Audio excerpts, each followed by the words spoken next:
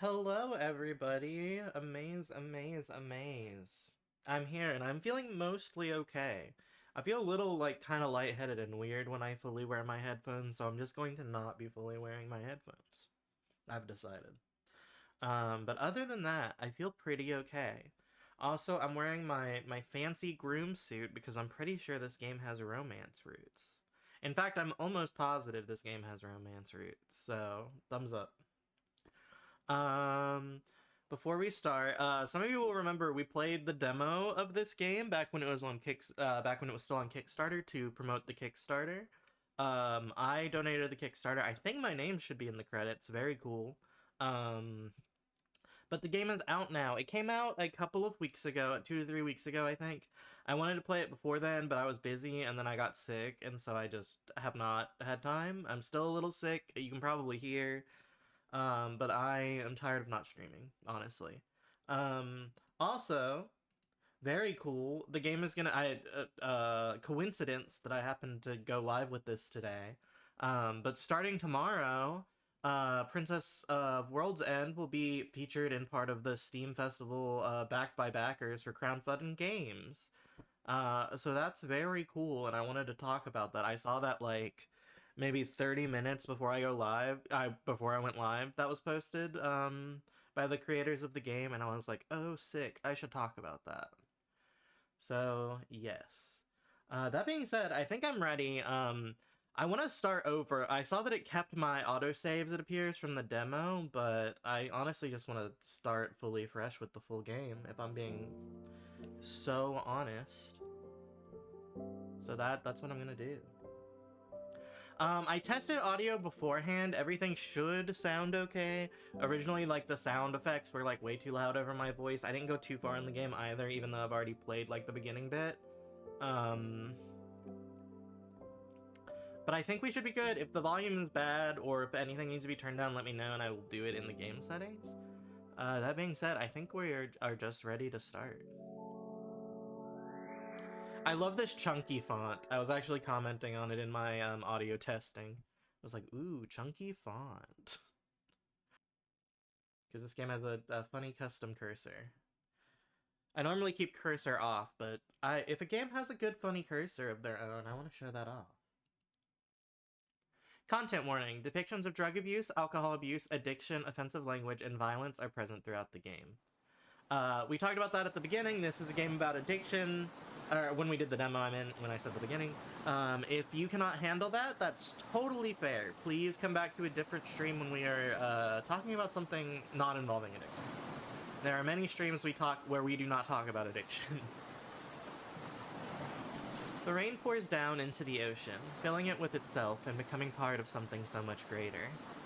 Raising it to greater heights, it offers a salty taste of the gods in the night sky. Where do we go when we die? The ocean cries out to the sky above.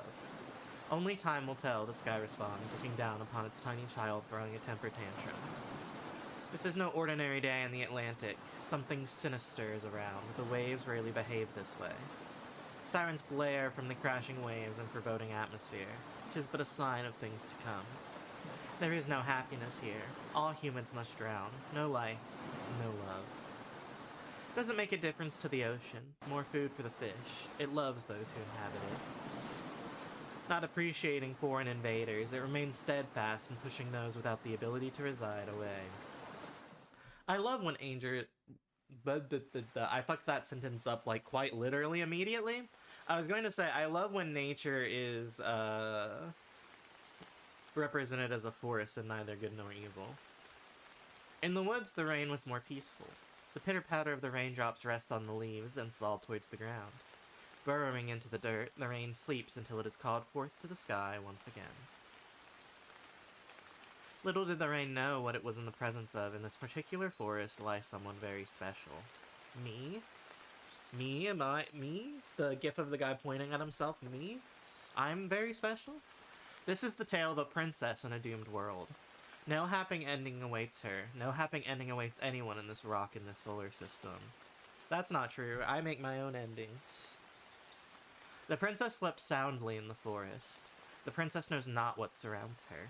You are the princess, a sleeping beauty waiting to regain cognition. Wake up, dear princess. Again, guy pointing gif.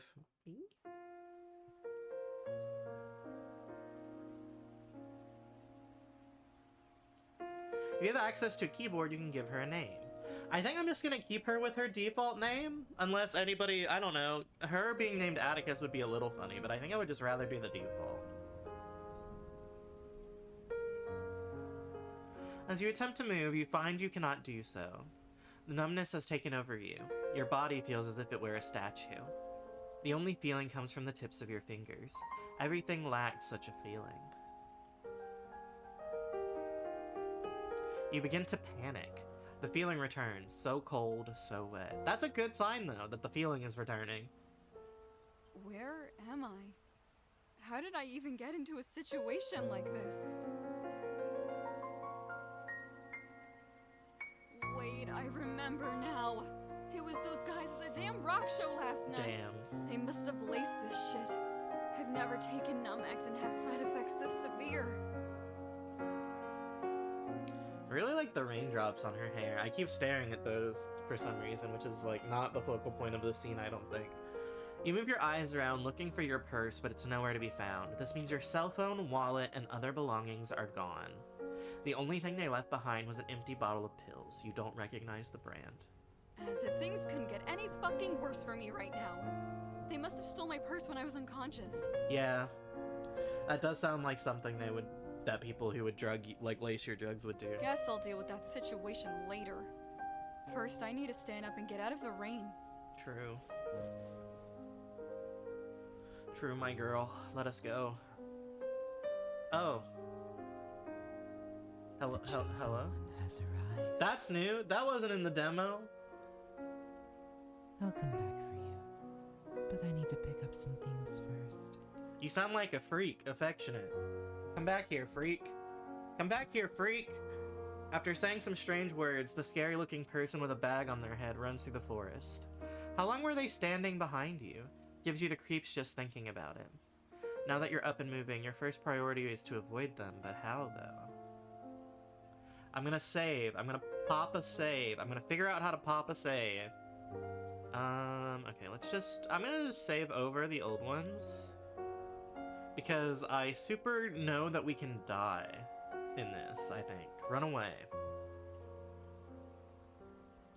Ah, sorry, I was taking a big gulp of water.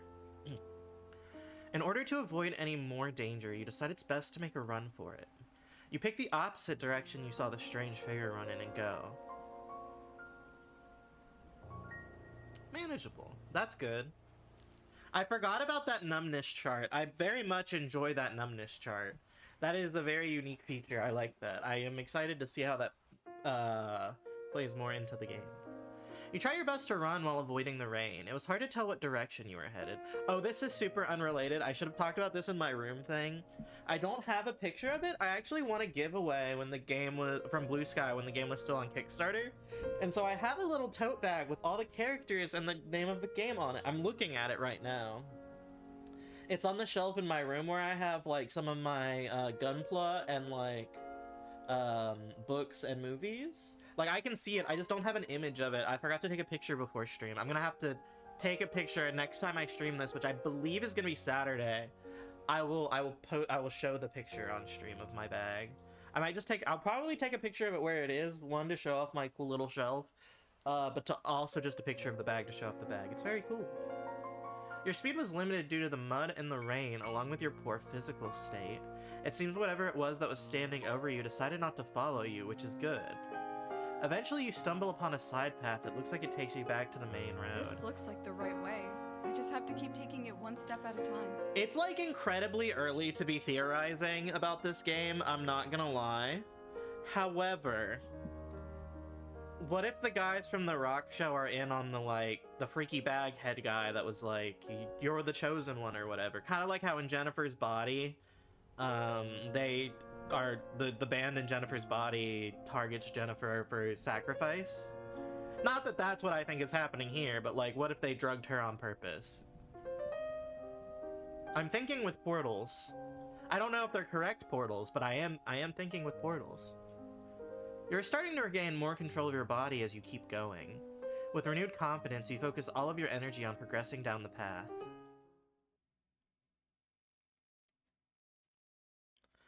The rain finally stops as you approach your destination. That's good. Soaked to the bone, but at least maybe we can start drying. After walking for a couple of hours, you begin to see the outskirts of a town in the distance. It's very relieving to finally see civilization again. Only a little further until I can make it home.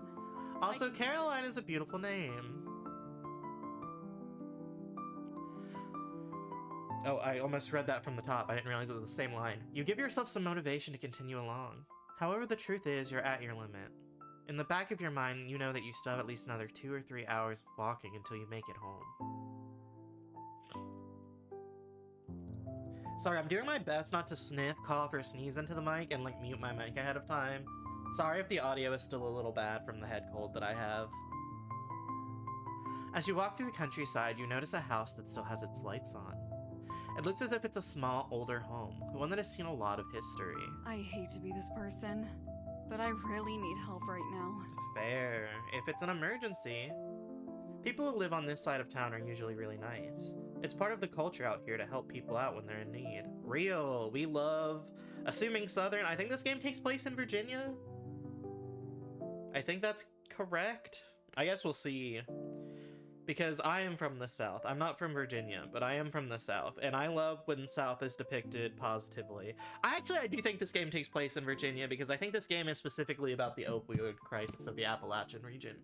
Which is something very close to me as well, which is part of why I was very excited about this game and why I backed this game. If I had, you know, if I had just progressed the text, literally one line, I would have had my question answered. My bad. My bad. Even though Virginia is pretty far north, a lot of people here still hold on to these traditional Southern values, especially those that live in rural areas. Might as well knock and see if they're willing to help me out. I remember this sweet lady from the demo. I love her so much. A little time passes, then you hear a resident begin to move. Someone approaches the door from inside. Sorry to bother you so late. I was walking back to the city and got caught up in the rain. To the city? Well, that's a long walk late at night. You're welcome to take a rest inside my house. I will try and help you out the best I can.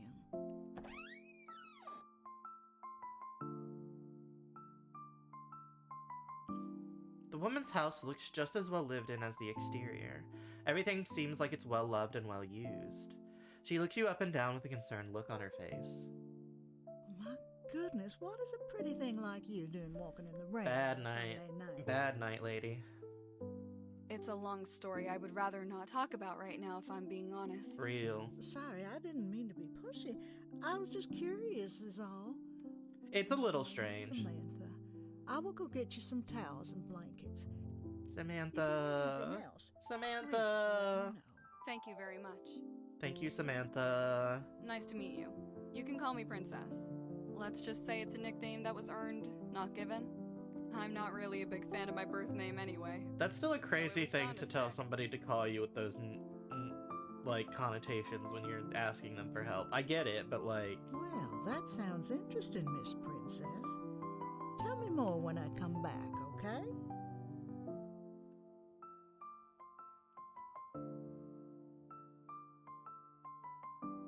Samantha is heading towards another room in the house. She moves slow, not because of her physical health, merely just to show she trusts you. It seems like she'll be gone for a while, judging by how far away she walked and how slowly she moved. Stand here and try to stay calm. I'm gonna pop another save. I feel like maybe saving at every decision is the coward's way out of a visual novel, but I never said I'm not a coward. I can't lie to myself. I'm fiending, but I also have to. Let's go! Control it! Your addiction rips into you for neglecting it. You do not give in this time, but this is one battle in a long war. Eventually you will be outnumbered. Only through incredible odds and dedication could they be overcome. Unrealistic goals lead to unrealistic outcomes. You must fight through unrealism. Samantha walks back inside the living room. Looks like she forgot something. You take this opportunity to speak your mind. You wouldn't happen to have any painkillers, would you? I'm sorry, honey. I stopped using that stuff a long time ago. Fair. There's something I have that will help you out Fair more enough. than a pill. Weed? I think I made this joke last time. I think I made this exact fucking joke last time. I am a child. Samantha? Where are you? I'm gonna clip me being a child. Hold on. Oh, the game like freaked out for a second. I don't know if that caught on stream. That was crazy. After waiting a while, you start to get worried she may have dozed off or something. After you call her name, you hear her begin to approach. You hear her footsteps approaching. Seems like she heard you and is coming back. Looks like you're awake now. Hi. Here, these will help you dry off. Please. Samantha hands you an immense amount of blankets and towels. She must have collected many over the years. She seems to have a hard time letting things go. Sorry to keep you waiting. I was busy fetching some medicine to help you out. Don't worry about it. I'm just glad you're still awake. It looks like the pills have taken a toll on you, honey. Damn, we are really fiending. Wait, it's how like did visible. You know I was on pills? Let's just call it intuition from someone with a similar experience in their past. Fair enough, ma'am. You came to the right person. I can help someone like you. But first, I want you to hear my story. Okay. Yes, of course. Beautiful beach. Samantha begins the story talking about her upbringing. She was born and raised in South Carolina in a small beach town. Oh, that makes sense about the beach. I've never been to the beach. I think I've talked about this before. Well, I think I've been to the beach once as a child and it was like super traumatic and I have literally no memory of it. I know the story of it. I was like 2, I think. Things were simple and she was happy. After graduating high school, she married her high school sweetheart. Life was going smoothly so far and nothing could get in her way. Things were not always simple though. Complications began to arise. Around 10 years ago, Samantha's husband was injured at his job working construction. He went to a pain clinic and they prescribed him medicine for it. Little did he know the immense consequences this little prescription would have. His tolerance grew higher and higher, and so did the quantity of his prescription. Oof. 5 years after his first pill, Samantha's husband would overdose and die. Samantha had picked up on the habit as well, but swore to stop once her husband passed away. But it's not that easy. Doctors turned their back on Samantha. Once she stopped taking the pills, she was no longer a profitable customer. Even though Samantha had stopped taking the pills, her addiction persisted. Deep down, she knew she would relapse eventually. The pain in her heart couldn't be filled with anything but pills, not that she had any other option. Instead of relapsing, Samantha took matters into her own hands. She was able to find a way to create medicine to help her addiction symptoms. Although she was very vague on the details, she promised that she will tell you more when she can trust you. Finding this information is also what led her to move to Virginia. Apparently, this is one of the very few areas in the United States that all the needed ingredients can grow. I'm so sorry. You've been through so much. Losing someone to addiction isn't something I would wish on my worst enemy. It is still the most difficult thing I have ever been through in my life. Completely understandable. The past is the past, though. Nothing This I is can also do to change true. it. What I can do is change the future. Is that why you started creating your own medicine? Yes, but I can't share it. If they find out, then they'll prosecute me for distribution of illegal drugs. An awkward silence fills the room. You can tell this is a battle that Samantha has been fighting in her head for years. The reality is that anything that cuts into the profits of modern medicine will never be promoted or allowed to exist.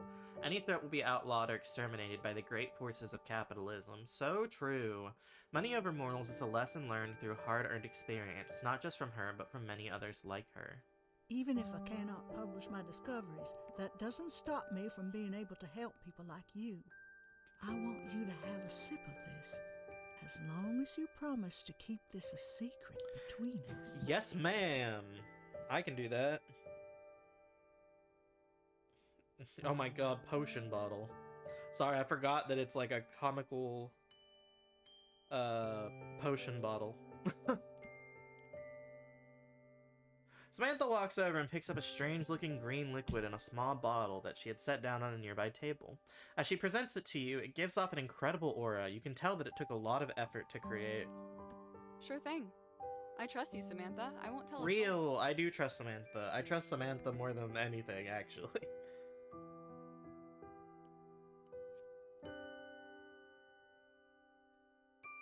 You begin to drink some of the medicine. It tastes very strongly of earth, and you can feel the different herbal ingredients smoothly flow down your throat. Your body relaxes like it never has before, and you begin to feel as if you're being pulled into a dream. A dream which becomes more and more vivid with each passing moment. Ooh, I like this animation. I think this was in the demo as well, but I like it.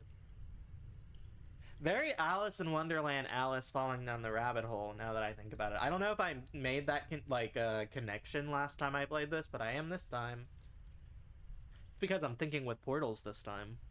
You open your eyes and are suddenly blinded with an incredibly powerful light. It seems you're in a cave of some sort, filled with crystals illuminating it.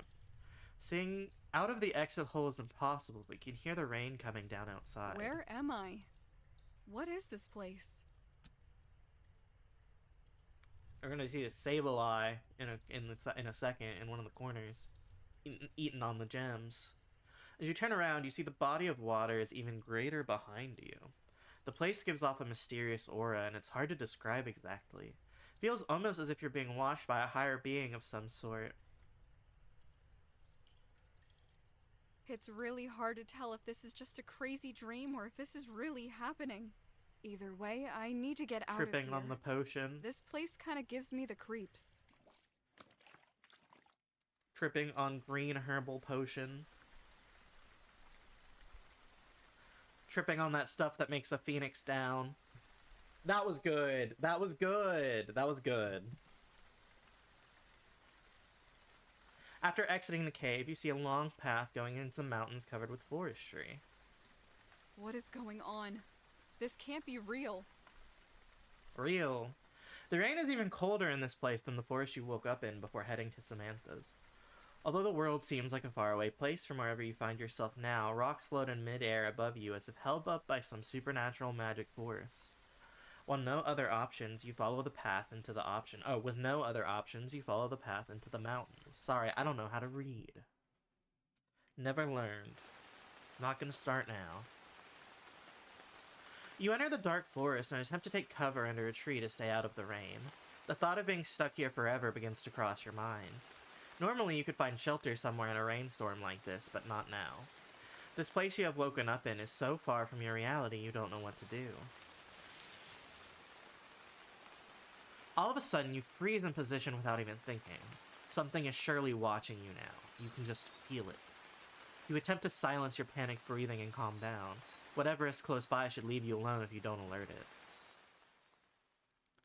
Unfortunately, I don't think that's gonna be an option for us. I'm gonna save my game. LOL, just a cheeky little save.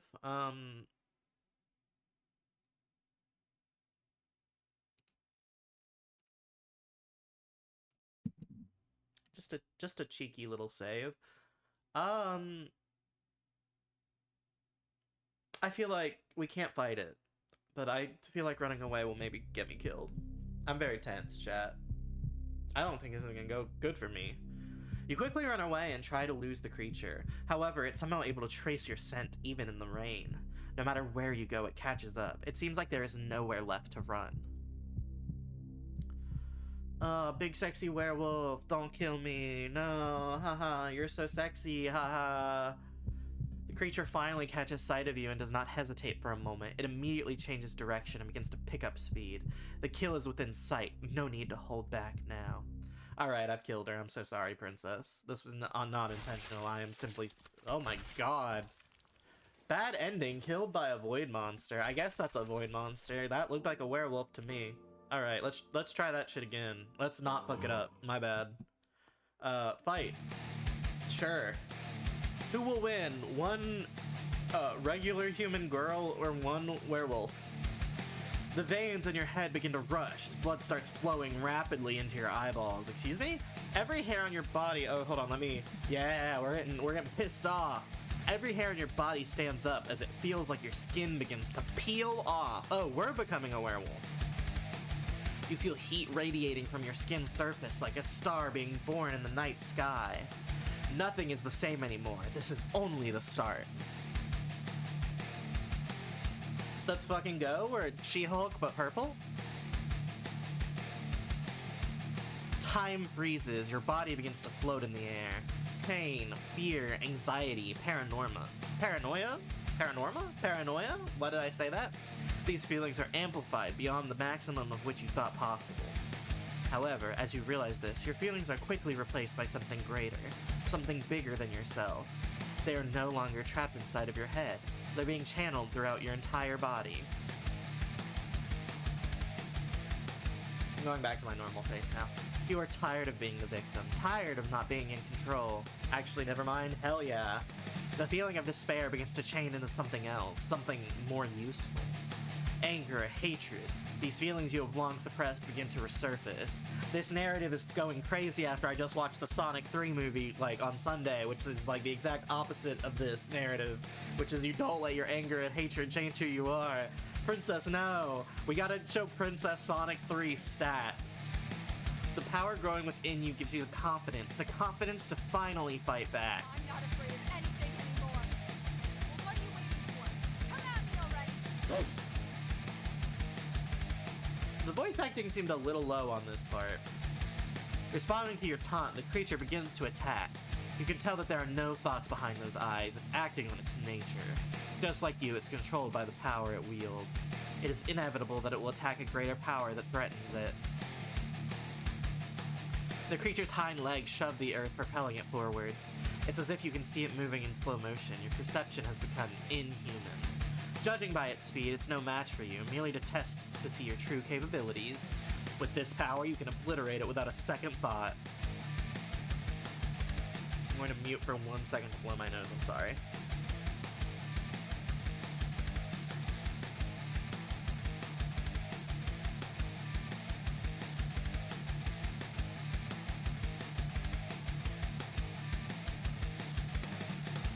I'm tired of being sick, chat room.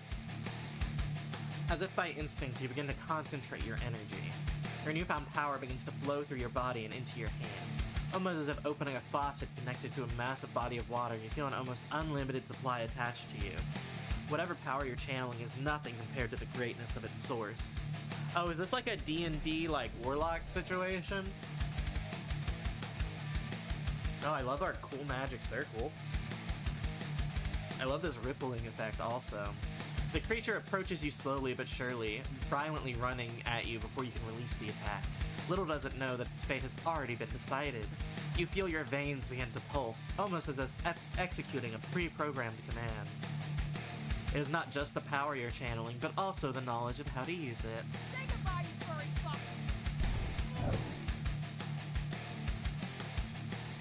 A black bullet flies out of your hand and cuts through the air at the speed of light.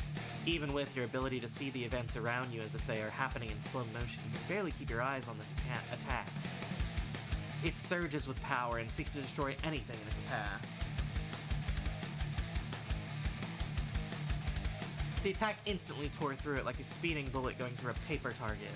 The creature is frozen in place, unable to move a muscle. Damn, clear through it. You can see the look of terror struck on its face as it realizes this was the final moment it would be alive. Just as quickly as the battle started, it was over. Oh, sick. Yeah, maybe we tone it down a bit, girl. Maybe we're a little too bloodthirsty. Taking a life with no remorse, this is not something you thought you would do, but something else seems to be influencing you and you aren't fully in control. Murder is all you can think about. The pain is overwhelming. You feel a new part of you deep inside awakening, a part that should have never been born. A part of you that is purple. Many voices in your head hurl commands at you with one thing in common. Destruction. Use your overwhelming power. Use it to destroy the wrong things in the world. However, the voices begin to get quieter and quieter. The silence finally allows you to think again.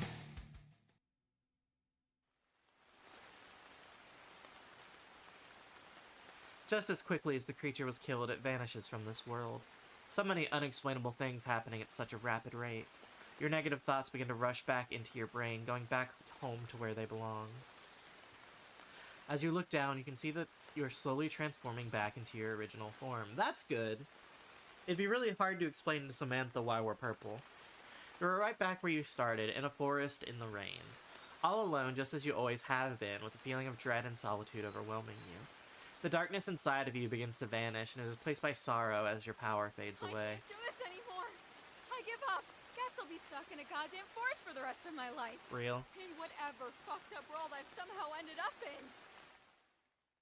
Suddenly, you feel a mysterious energy surround you. Everything begins to fade away once again.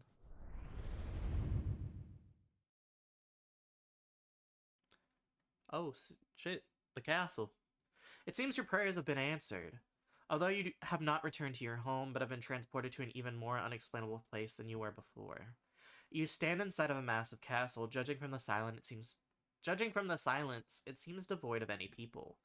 However, everything is far too clean for it to be abandoned, so where is everybody? You are incredibly powerful, I must say. Jump scare! You feel a ghost-like presence as they step out in front of you after watching you from behind. Usually you're really good at detecting people around you, but they completely took you by surprise. Something about them seems completely inhuman. You can't put a finger on what makes you feel this way. It's more of a gut feeling. Just curious. What type of magic was that? Magic? Is that what I was doing? Yeah, I was gonna say, you tell me. You don't know about magic? That must have been your awakening then. Well, you clearly know more about what's going on than I do.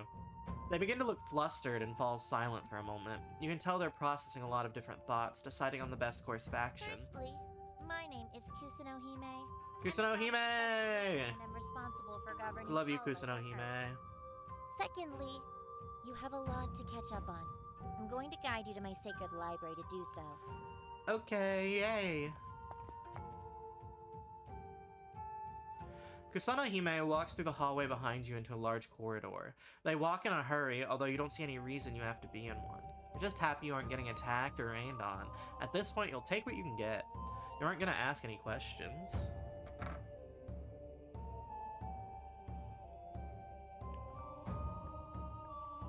Oh shit, new man! New guy! Pointing! This wasn't in the demo, I don't think. As you walk into the library, you look around and see someone studying very intensely. They seem to be sitting near the back and don't seem to have noticed your presence. Whatever they're doing, it doesn't seem like they want to be disturbed. Okay. Kusunohime walks over to the desk on the right side of the room. They grab a book from inside one of its drawers and then walks over to you. Looks like your spiritual energy is low. You do not have much time left to remain in this world. I wish you would stop saying weird shit all the Before time. you return to where you came from, I want you to absorb the knowledge of this book I wrote. Okay, you It mean will you want teach me to the read this book basics you and wrote? We can go from there.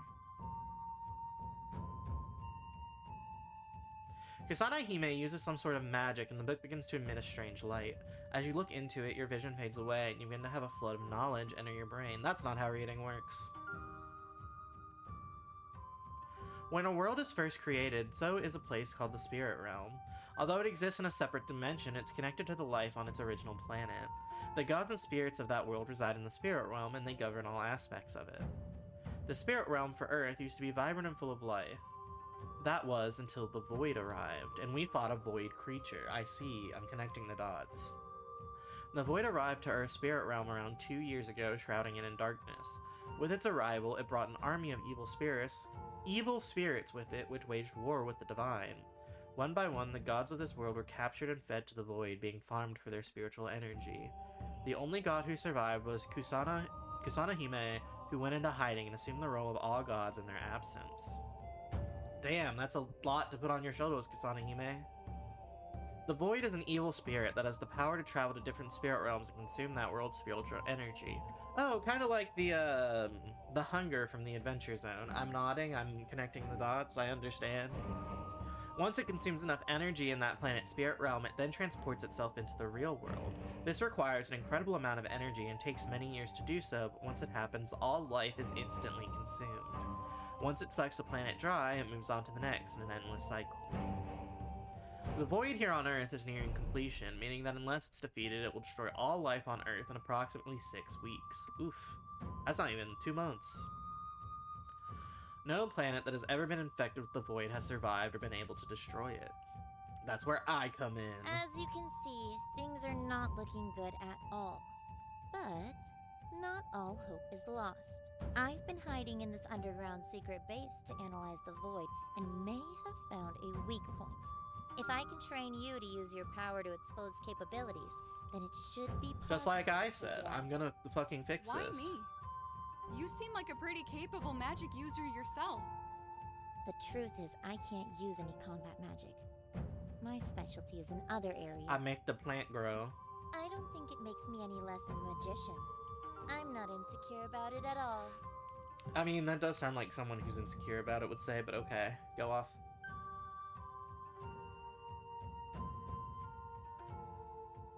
Kasana looks very nervous for some reason.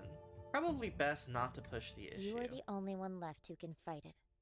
All the other spirits and gods who have tried have been consumed by the void. I see. So I should return here to train whenever I get the chance. Makes sense, makes Give sense. yourself time to recover. Being in this place as a human takes a Also toll makes on your sense, body. to be fair. If you want to maximize your training, come back once a week.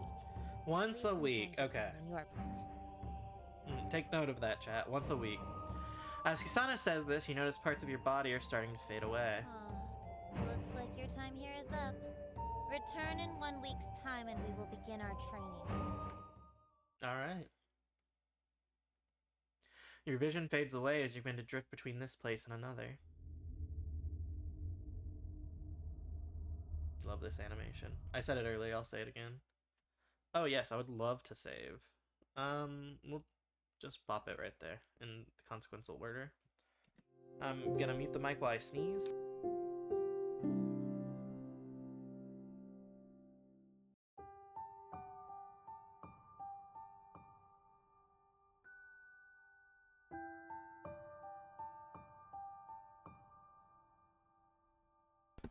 It's August of 2004 in this game. I am canonically, Atticus, canonically, 3 years old at the time of this game taking place.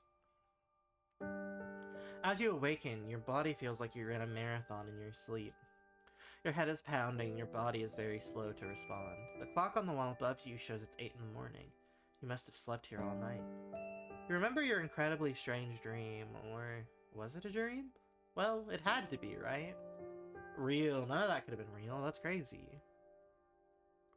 The couch you have woken up on is incredibly comfortable, which makes it hard to get up and get going. It sure is nice to wake up somewhere that isn't the ground, and the pillow makes it feel like you're floating in midair. I know it's just like the lighting, but it kind of looks like she has a bruise like right here on her collarbone. You cannot stay here forever though, your destiny awaits you. Objects at rest tend to stay at rest, and the only way to change that is an outside force. You push yourself up and get your day started. You wander into the living room, still foggy in the head from a very rough night. The lines between dreams and reality are barely real at this point. It feels like you're floating around and watching yourself from a third-person perspective. Good morning, little Miss Sunshine. Hello! Samantha walked up behind you without your notice, causing you to jump back in surprise. Your sleepy thoughts got in the way of your senses. Oh, sorry about that. Didn't mean to startle you. I was just checking up on you is all. It's okay. I have just been really jumpy lately. It's not your fault.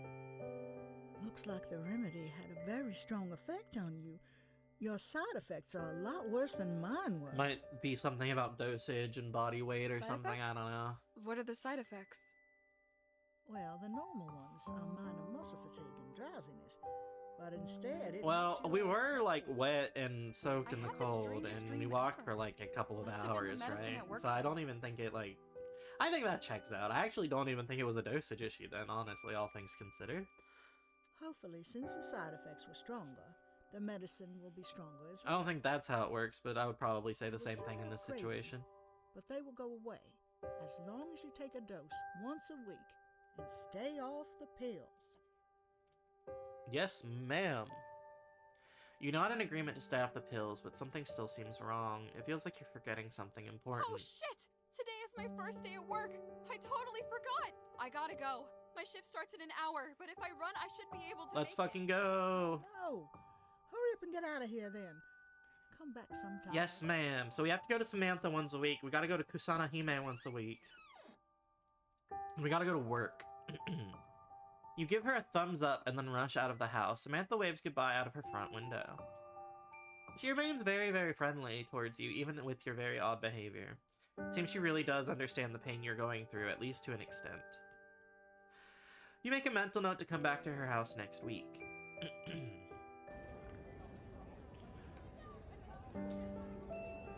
You're able to quickly run through the outskirts of town and into the city. Although your body is in immense pain, you push through to make it on time to the coffee shop. You were in shock you even got hired in the first place, given your horrific resume and lack of any good references. The pay is good enough to pay your apartment's rent, and you even make tips on top of that. If it wasn't for this job, you are most likely going to get evicted soon. Coffee. You make it to the coffee shop, appropriately named Coffee, with minutes to spare. The shade from the tall buildings nearby provides some much-needed cooling, and the summer heat is in full effect this time of year.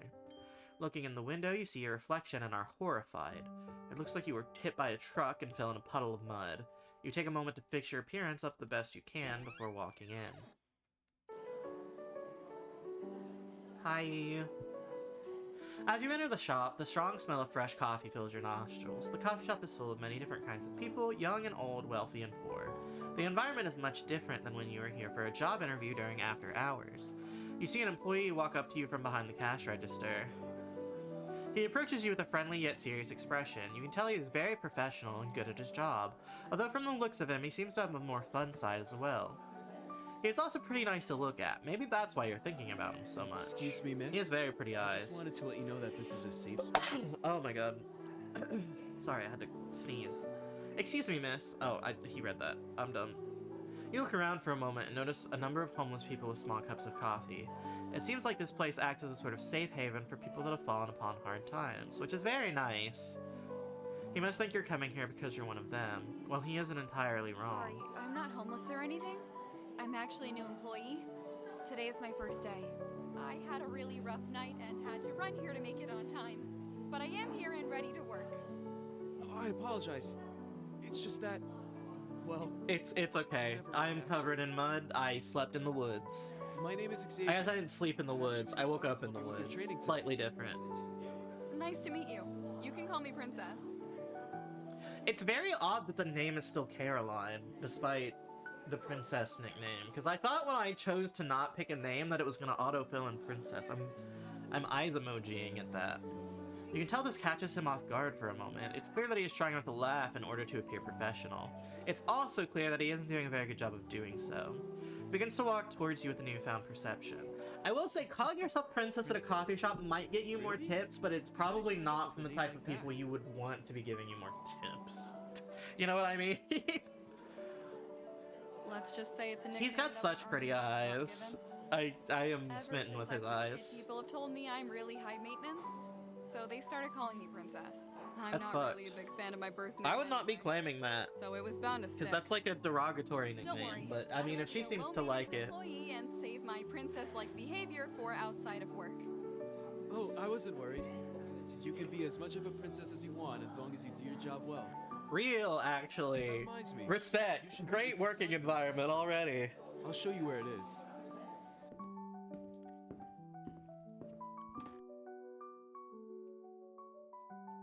As you walk into the staff room, you immediately see a woman named Cassandra sitting at a table half asleep.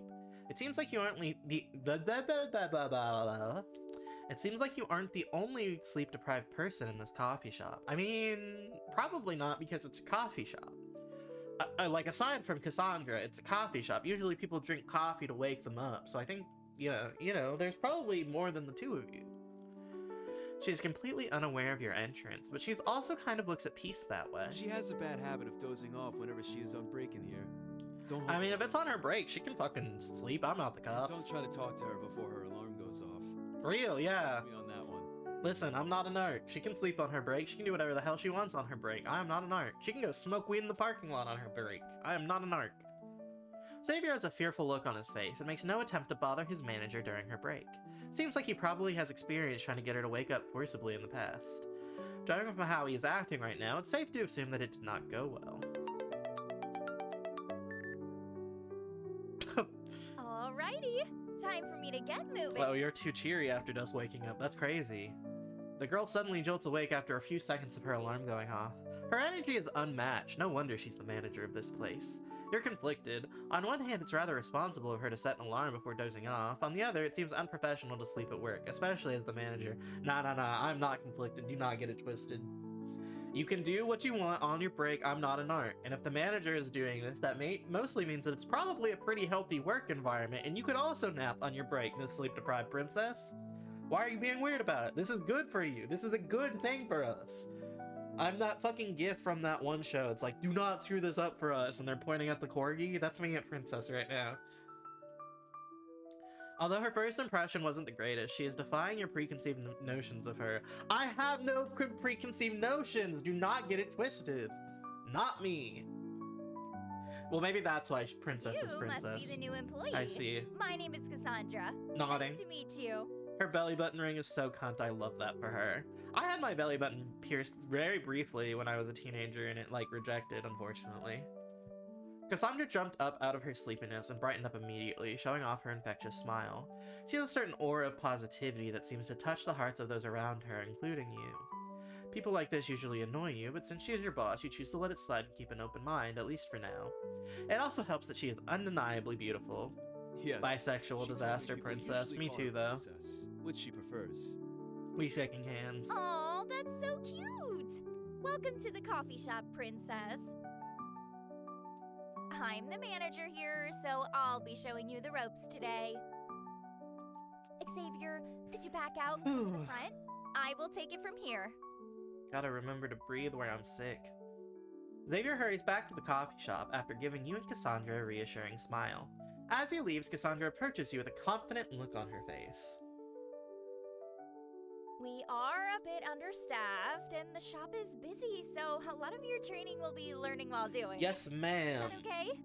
That works for me, I guess. Salute Great. emoji in chat. Yes, I'll teach you the ma'am. basics of the cash register. That's where you'll start. What happened to that dude who interviewed me? I think his name was Doug or something like that. We have fed Doug to the piranhas. Oh, him? Yeah, we had to fire him last week after we caught him stealing money from the cash register. Damn. Your first lesson of training is to not be Is to like not that. steal from the guy. Yes, ma'am. We'll teach you some more lessons on the cash register. Follow me.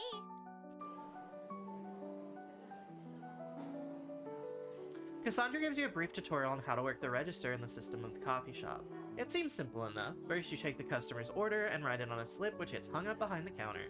Then you punch in the total into the register and take the customer's payment as Xavier or Cassandra make the drink. All right. Are you ready, Miss Princess? Yes, ma'am. Yeah, I've worked the register at some of my past jobs. I feel pretty confident. Be careful, though. Some of our customers can be very difficult. It's and true, will get coffee very people angry are if you like accept their that. order. I'm not really a big coffee guy. I like an iced coffee. Like, I like an iced sweet drink. I don't really go to Starbucks, both because they're evil and also they're expensive, and I don't really do anything expensive because I'm a brokey. My friend really likes Dunkin', but he's like from Massachusetts, so I think that's like legally required of you. That's okay. Difficult customers aren't anything new to me either. Perfect. I'll have you start with this customer. Don't be afraid to call me or Xavier over if you have any questions. Okay. I feel like I should save before this. In case I fuck it. Can I save it? I'm gonna save it. What was it I said? That I'm not afraid to cheat? I stand by that. Difficult looking customer approaches. Welcome to coffee. Can I get a name for the order? A very strange woman stands in front of you with her eyes darting around everywhere. She has patches of hair falling out and seems to be mumbling to They're herself. still watching me. The organization shows its face once again, it seems. I'm sorry, ma'am. You aren't really sure what to say to that, so you just smile and wait for her to continue. Give me something that will get them off my tail. I must be small and conceal my presence. You know how it is with the birds in the air. They seek salvation through me. All shall be revealed. This once the voice sounds government familiar reveals to me for some evaporated. reason. Like, I might know this VA, but I don't think I do. Must be protected But it is by the very power familiar to shall me. curate for me. Okay. They aren't sure what was even ordered. It seems like they were just spouting conspiracies. The only somewhat relevant information was given was that their secrets need to be protected. Oh, that was the part? I was thinking about the part where they said I must be small, so I was like a small drink. Hold on, I need to sneeze. One more request. Make sure none of the ghosts surrounding you see the order. Ma'am, that might be a harder problem than you think. I am the ghost making your drink. That's incredibly funny, actually. Uh-huh. Right, time to write down the order. What blend? Secret. Small. You are safe and protected? Don't look at the eyes. You are safe and protected? All right, I will have that coffee ready for you shortly. I'm so fucking scared right now. You begin to help out the other customers in line as Xavier creates the complicated order from the Secret of Woman. After Xavier finishes the order, they give it to you and call it the order number.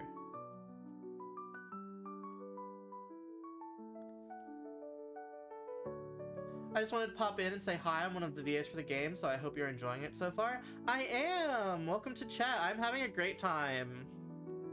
I got it right? Oh, let's fucking go. I actually feel so smart right now. Perfect time for somebody to come into stream. Strangely enough, they place a... Oh, I don't want that. No, no, take that. I don't want that. Please don't tip me in drugs. No! Strangely enough, they place a numb X pill on the counter as a tip. You make sure to pocket it before anyone notices in order to avoid legal troubles. Princess. Well... Oh, that was you? Awesome! I'm glad I got your order right, especially now. Welcome to coffee. Can I get a name for the order? Hey there. Surely they all have to be easier than that. Strong today. Okay, I just got strong. done with a 17-hour unpaid shift with my blue-collar brothers in arms. That's awesome! Well, you can take a look at the menu. I am here if you have any questions. I cannot do the voices very well. I'm always very impressed by voice actors.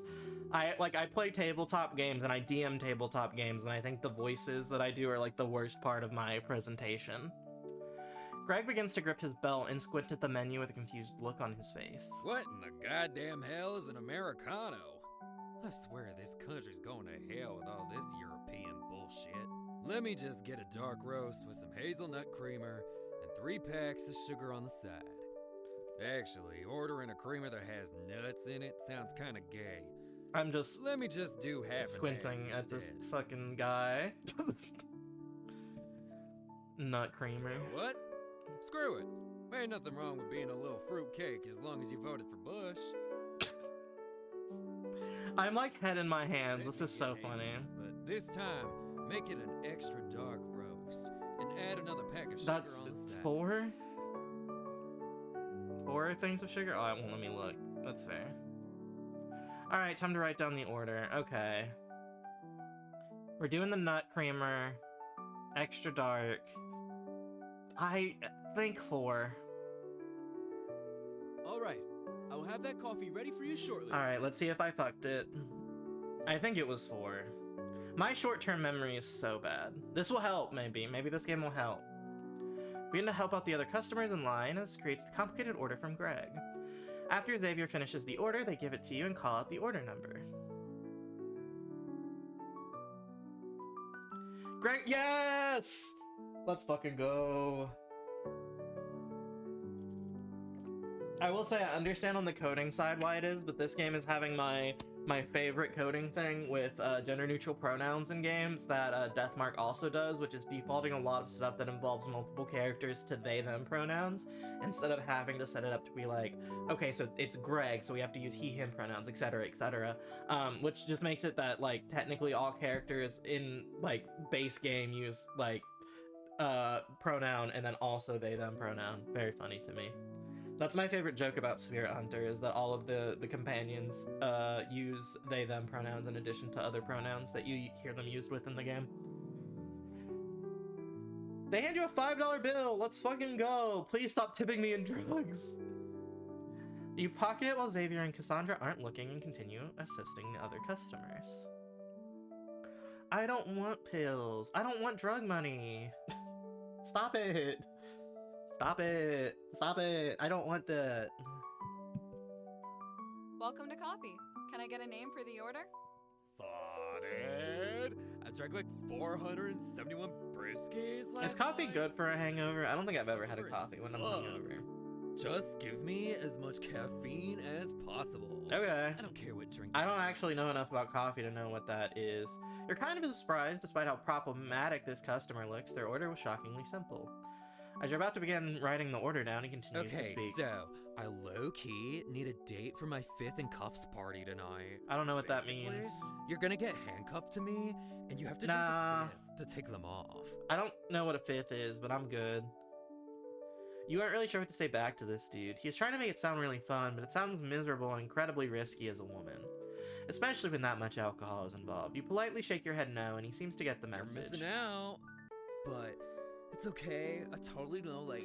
Well, I was gonna say, like, I was literally about to be like, well, you know, him, like, taking it on the chin and just being like, that's okay, it's kind of nice, and then he immediately said that By the shit. way, I have to call my dad real quick before I pay. Oh my god. My wallet. Brother, get out of my store.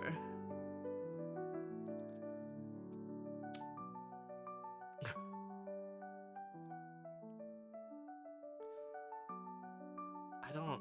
What is a red eye? What is that? Is that a real drink? Hold on. What is that? I'm Googling. Please hold chat while I Google what a red eye is. Coffee? When you're writing a paper at 12 a.m. that's due in 8 hours, you've been up for the last 36. Alright, a red eye it is. Thank you, Reddit. I told you guys, I'm not a coffee guy. How many extra shots? We're going 3. Have I ever told the story? Thank you for your business. Hold on, I'll let the game continue for a second. Right away. Have I ever told the story on stream how friend of the stream Caden, who I play Dragon Age and other games with pretty regularly, once made me very worried about his health because he was like, bro, I haven't like not slept properly in like over 2 weeks or something like that. And I was like, that's really fucking concerning, dude. Like, I think you need to go to the hospital. And it turns out that like every morning he was getting coffee with like 4 pumps of espresso. And I found this out because like going off him still having trouble sleeping, he was like, yeah, the lady at Dunkin' Donuts looked at me like I was fucking insane today when I asked for 4 shots of espresso and was like, we don't do that. And I was like, yes, you do. I get it every day. And I was like, the fuck you mean you get 4 shots of espresso every day? I've been worried that you're like gonna die from lack of sleep, and it turns out you're just like putting straight caffeine in your veins, motherfucker. I was so mad.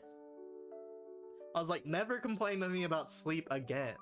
To be fair, he doesn't do that anymore, but and this was several years ago. I think we were both in high school or like his first year of college. I don't think I was in school at the time, but like... Bro. You begin to help out other customers in line as Cassandra creates a complicated order from the frat bro. After Cassandra finishes the order, they give it to you and call out the order number. I feel like you may have got that wrong. How did I get that wrong? True. This customer is completely setting you up for failure with his fuck-ass order. You've seen this story before at other service industry jobs. Sometimes they just want an excuse to yell at someone.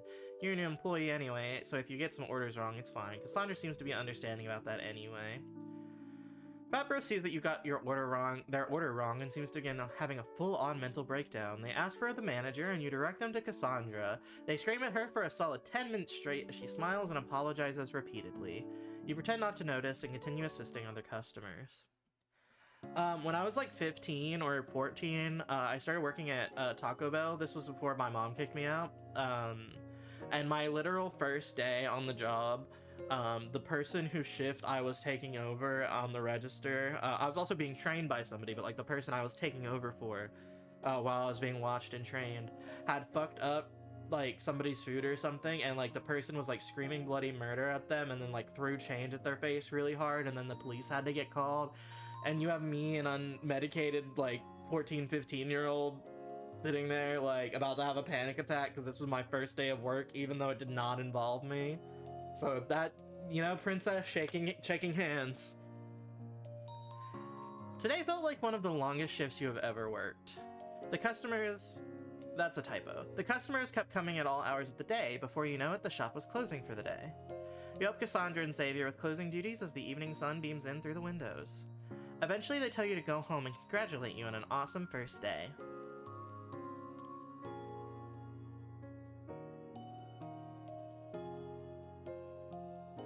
You use the last of your strength to walk home after a long day of work. Usually you wouldn't stop and stare at your apartment building, but after so many near-death experiences, you weren't sure if you would ever see it again. Real, honestly. After everything you've been through in the last 24 hours, to say you're exhausted is an understatement. Nothing sounds better than being able to wash up and relax in the comfort of your own home. You walk inside and are greeted with the same boring bare-bones interior decoration as always.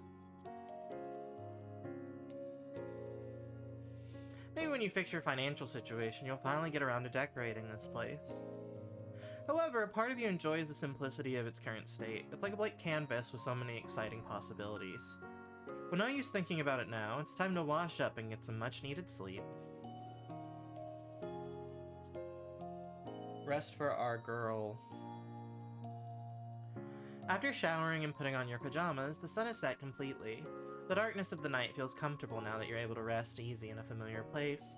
Aw, her room is cute. I know it is minimally decorated, I'm not disagreeing, but like, she's got like a plant and some books and this key thing. For another day of work tomorrow. Good night.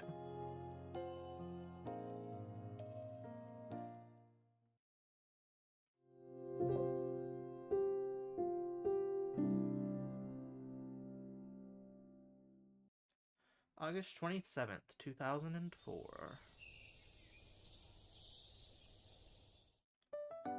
I love these little, like, loading type I should get going. animations. I don't think they're actually loading animations. I just don't know what else to refer to them as, like in between scene animations. I love them. Alright, I should get going. I need to head to work soon. You climb out of bed and are greeted by the bright morning sun shining through your window. Is that a window or a back door or like a balcony apartment situation? Kinda looks like one of those Japanese apartments, so it might be like a smoking balcony. I know the game is in Virginia, but a lot of this has been very Japanese architecturally. The new day brings you a new sense of life and renewed optimism about life. Now that you finally have hope for sobriety, it feels almost like you're a new person.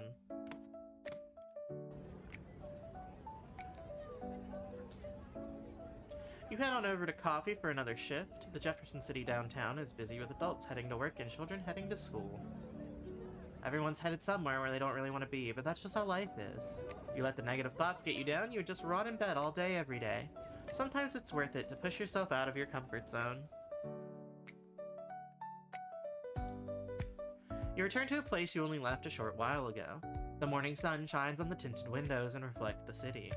Who knows how many customers you'll have today, although it isn't too busy outside.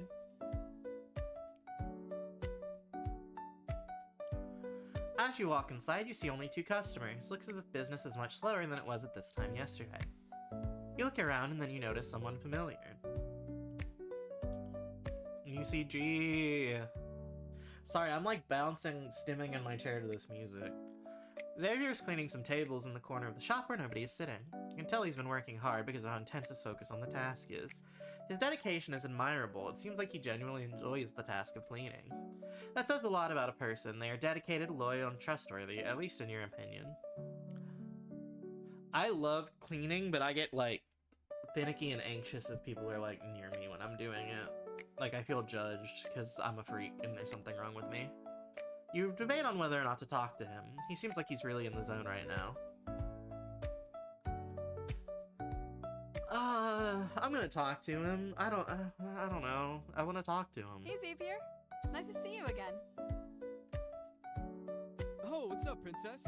Sorry I didn't notice you. I was locked Let's in. go. He didn't seem mad. It's good to have you back. I was worried you would tap out after such a busy first day. Nah. Mama didn't raise no bitch. Yeah, Mama didn't raise no bitch. Well, you still have to prove that to me. Anyone can last one day. True. Think of it as a challenge. Show me you've got what it takes to be a coffee employee. I cannot get over the fact this place is just named Coffee. It's very funny to me. I love it. Sophie gives you an assured look that you return with a smile that says challenge accepted. It's hard not to keep staring deep into his eyes. They hold so many wonders behind them. You feel a sense of warmth inside you.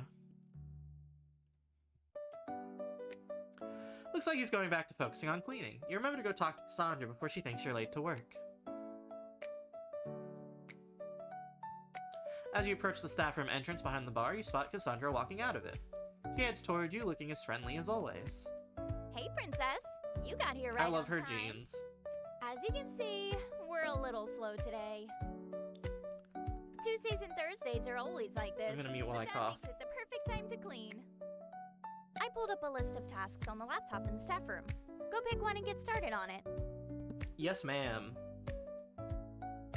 As part of you naturally wants to talk back at people who give you orders, but you refrain from doing so. Girl, it's a job! What do you mean? What is your problem? For one, this job actually seems to be pretty chill. Nothing you've been asked to do seems unreasonable. Literally! You were the one being a narc! Like, can we not loop back around to how Princess was like, wow, I can't believe she's sleeping on her break. Girl, it's her break. Be normal. Also, something about Cassandra makes you actually enjoy getting bossed around by her. Well, that's just because women. Understandable. Oh god. Oh god, I didn't mean all that. Some explicit scenes with her in a power position over you run through your brain, but you ignore those thoughts before you get too worked up. Well, I wasn't thinking about that before, but now I'm thinking about that. Once again, shaking hands with Princess over being a useless bisexual. Deep clean the windows, wipe down the I missed the other one. Oh, thank you. Looks like you have the choice of either cleaning dishes or wiping down the windows. There's a note with 2 phone numbers attached to the side of the computer. These must be Cassandra and Xavier's phone numbers. You take it and put it inside of your bra for safekeeping. Alright, what tasks should I do today? I hate dishes. I think I said this last time. We're cleaning the windows. You walk outside and begin wiping down the windows. The summer morning weather feels nice on your skin. You slowly clean while people watching, everyone heading to work. This is very relaxing, and you're glad you picked this over washing the dishes. Real! I actually don't think I'm very good at cleaning windows. I feel like anytime I've ever had to do that at a job, I leave them streaky as hell. If it's my windows, I don't really care that much. I'm just getting, like, the cat nose smudges off of the windows when I clean the home ones, but, like... After cleaning all morning, you look around for Cassandra to ask her what else you could do to help. You notice only one customer in the shop. It's even slower than it was this morning. The only employee still in the shop seemed to be you and Cassandra, who is standing behind the counter. She notices you looking for her and walks over to talk to you. Thanks for cleaning today. You were a big help. You can leave now. This place isn't going to get any busier, so I can handle it alone for the rest of the day. Yes, ma'am. By the way, did you write down me and Xavier's phone numbers on the staff computer? Yes, I got them. I don't have a cell phone right now, but I can call from my landline at home if I need anything. That's good. Sounds good. I forgot this was 2004. I was about to be like, landline? But, like, We are a I didn't get a cell phone family until, here at I think, Coffee. like, after my mom kicked We me have out, another so, like, busy day tomorrow, though, so be here I and can't be ready to judging go anybody by on not 7. having a phone. Don't worry, Cassandra. I won't disappoint you. You give Cassandra a confident-looking grin and a thumbs up, which seems to amuse her. Her eyes sparkle as she lets out a laugh at your corny response. She seems to really enjoy talking to you, but it's hard to tell if she treats everyone this way or if she's being extra nice to you in particular. The game, like, reading actual thoughts I have in actual interactions all the time. As you walk home, you observe the hustle and bustle of the city. Everyone seems to be heading out to grab lunch and then return to their desk job. It is a really weird feeling to already be done with work at this point in the day. Suddenly, you realize something. Why are you heading home? The more you think about it, sitting in your apartment alone really doesn't seem all that appealing. All you're gonna do is think about taking pills and eat the little amount of food in your fridge. Maybe it'd be better to do something fun around town. You try to think of a fun activity you can do that doesn't cost money. Let's go to the park. I feel like walking around the city... Why did the music stop? I feel like walking around the city is dangerous for possibly running into drugs or temptations to drugs. Park, I think, is less that. After walking to the park, you're entranced with the sounds of nature. Also, walking in the city, to me, Not that I've ever been in like a big city very much. Well, I mean, I've visited, but I don't live. Is like feels like a like walking around, people watching, and then looking at stuff you want in stores that you can't afford. And I feel like that's just gonna be bad for Princess's mental health to like window shop. So, taking a seat at a bench, you decide to take it all in for a moment. The birds chat in the trees as kids play around in the grass fields. You feel the wind blowing your hair side to side as it switches directions. How lovely. As you people watch, you see someone wave in your direction. You awkwardly turn around to see if they could be looking at someone behind you, but nobody is nearby. They begin to approach you, and as you do, you begin to recognize them from your past. Nightmare, nightmare, nightmare. Being recognized by people is awful. Princess! Wow, I never thought I would run into you here of all places. Do you still go by that name? I remember you getting mad when I called you your real name once. Yeah, I still prefer not to be called that. Princess is just fine. Sorry, the use of real name and I'm sorry to the ask this, actual but what name was in your the name again? text got me, but games do that. Like, not even like a bad thing, but it's I'm so interested with her name, hating her name. I need to know more. Oh, that's no problem. It's Jane. I wouldn't have expected you to remember that. We hardly knew each other back then. I love you, Jane. You're so cool looking. Her name begins to uncover some forgotten memories stored in the back of your head. You remember her from your high school. She was a grade above you and was in the marching band and science club. Let's go, marching band! Needless to say, she wasn't exactly Miss Popular, however you remember her being well liked by her peers. Honestly, kind of same hat, Jane. I was in marching band and I was also in the eco-science club. I got a job here as a junior environmental scientist. I've only lived here for a month, but Literally I've same enjoyed hat, it Jane. so far. What about you? I had no idea where you went after you dropped out. There were a lot of rumors. Yeah, I figured. Well, here I am. I wouldn't say I'm thriving by any means, but I'm surviving. Well, I can't imagine how hard it must have been to live on your own at only 16. You are very brave. Even though you only spoke a couple of times before this, Jane seems to genuinely care about your well-being. This is hard for you to process. It's crazy to think about how different your lives have turned out. She could have easily just written you off and pretended she didn't know who you were, but she went out of her way to speak with you. The other shocking thing is the way her appearance has changed. She was always cute, however you notice two important things that have developed significantly in the past 5 years. I'm sorry, I'm actually on the job right now, so I can't chat Princess? longer. She is so funny to me. Could you write your number down for me? I'll try and call you so we can find a day to get properly reacquainted. I really want to romance Kasana Hime because I was so excited that we reached that goal, but like I like Jane a lot. I'm not gonna lie. Sure, I don't have a cell phone right now, but I can give you my landline. Jane pulls out a small journal and writes your number down. You notice how it's organized with tabs and color-coded. It suits her personality. Her handwriting is very elegant and legible. It looks more like the writing of an author than a scientist. Thanks, Princess. I hope we can hang out soon. Life sure is strange sometimes. You sit and enjoy the park for a while longer until heading back to your apartment.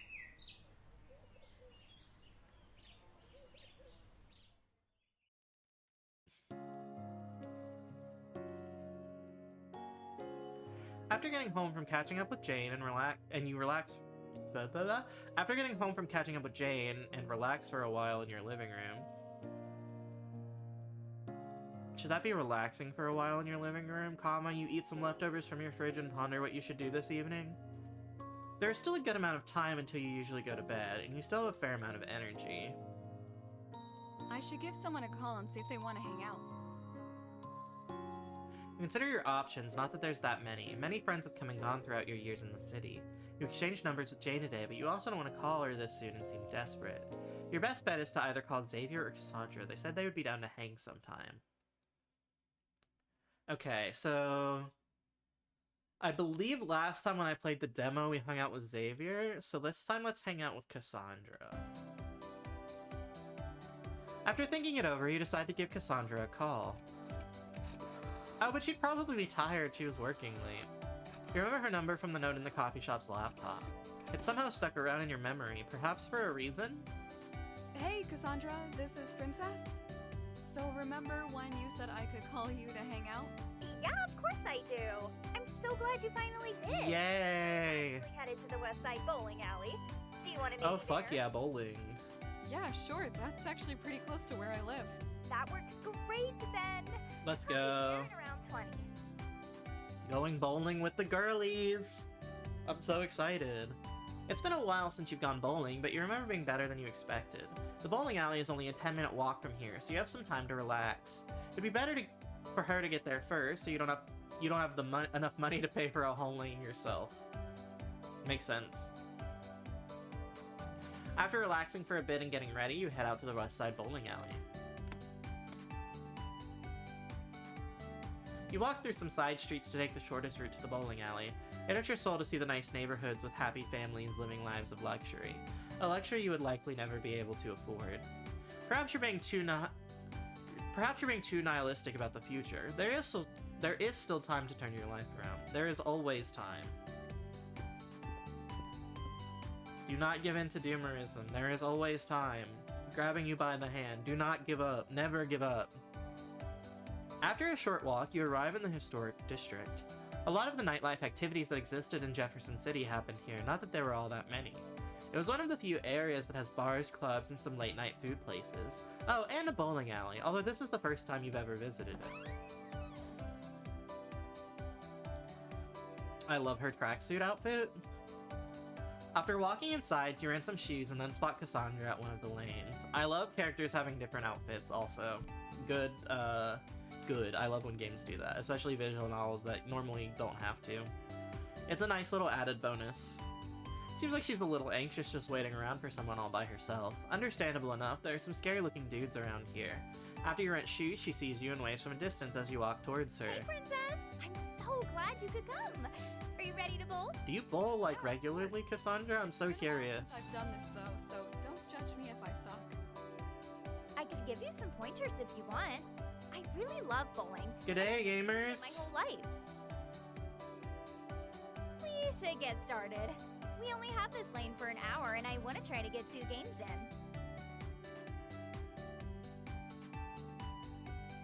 You take a seat and Cassandra takes her turn first. She takes out her own bowling ball with a custom design from a bag she brought. She approaches the lane, she has a fiery look in her eyes. Her windup is massive and she catapults herself towards the pin, stopping right before the line. The pins were absolutely obliterated as the word strike appears on the TV screen with a goofy animation. I guess that answers my question about if she bowls regularly. You've never seen anyone throw a bowling ball with such force. She is truly a gifted bowler. All right, your turn, Princess. I will say, I'm going to take a moment to get serious question mark about the game. Princess's mindset is very relatable to me and normal to me. Or I guess normalized question mark, and I think very similarly a lot of the time, but there is a point when you are being so self-negative about yourself that you do not think about what that means for the other people in your life. And by that I mean, like, in the bit just before this, with Princess talking about how she doesn't like seeing the happy families and these houses that she can never afford, and she's thinking so badly about her life while she's working at a coffee shop. Those thoughts that she has about herself for being somebody that at her age is just working at a coffee shop, what does that then mean about how she should then view Cassandra and Xavier, for example? Not that she does view them negatively, but that's one of those things where it's like, if you're being so hard on yourself for being in this position at this point in your life, what does that say about the way you should feel about other people? And I say that to say that's a really good way to stop thinking horrible things about your life. If you see other people that are in similar to, if not the same exact position as yourself, and you're not thinking all these awful doomerism thoughts about their life that you have about your life, then why are you having those thoughts about yourself while in the same position as this other person? You know what I mean? That's one of those things that I've been trying to get better with, thinking myself to try and keep myself from doomerism, because I'm very good at... I'm trying to think of how to phrasing it. I am my own worst enemy a lot of the time mentally. I make things worse than they are because it's me, if that makes sense. I don't know. I've been thinking about that since that last little bit, and I thought I would talk about it because I think it's interesting to talk about. You stand up and pick a random bowling ball that fits your hand well enough. After getting into position, you try and think of what your strategy will be. Focus on accuracy? I don't really know. I don't bowl. You know better than to try and match Cassandra's speed, so you focus on throwing it straight. Surprisingly, you're able to knock over all of the pins except for one. You focus hard on it and are able to knock it over on your second attempt. Another goofy animation pops up on the TV with the word spare displayed. Great job! Getting a spare on the first frame after not playing for a long time is really impressive. Right? Even though she completely outclassed you, she was still very impressed by your skills. You don't get the sense that she is joking. It seems like she's genuinely rooting for you. She could have easily scoffed at your inferior skills, but instead she's super kind and encouraging. Alright. Let's fucking go. Wish me luck. We love a, what is the word? Sportsmanship-like queen? Go get him, Tiger.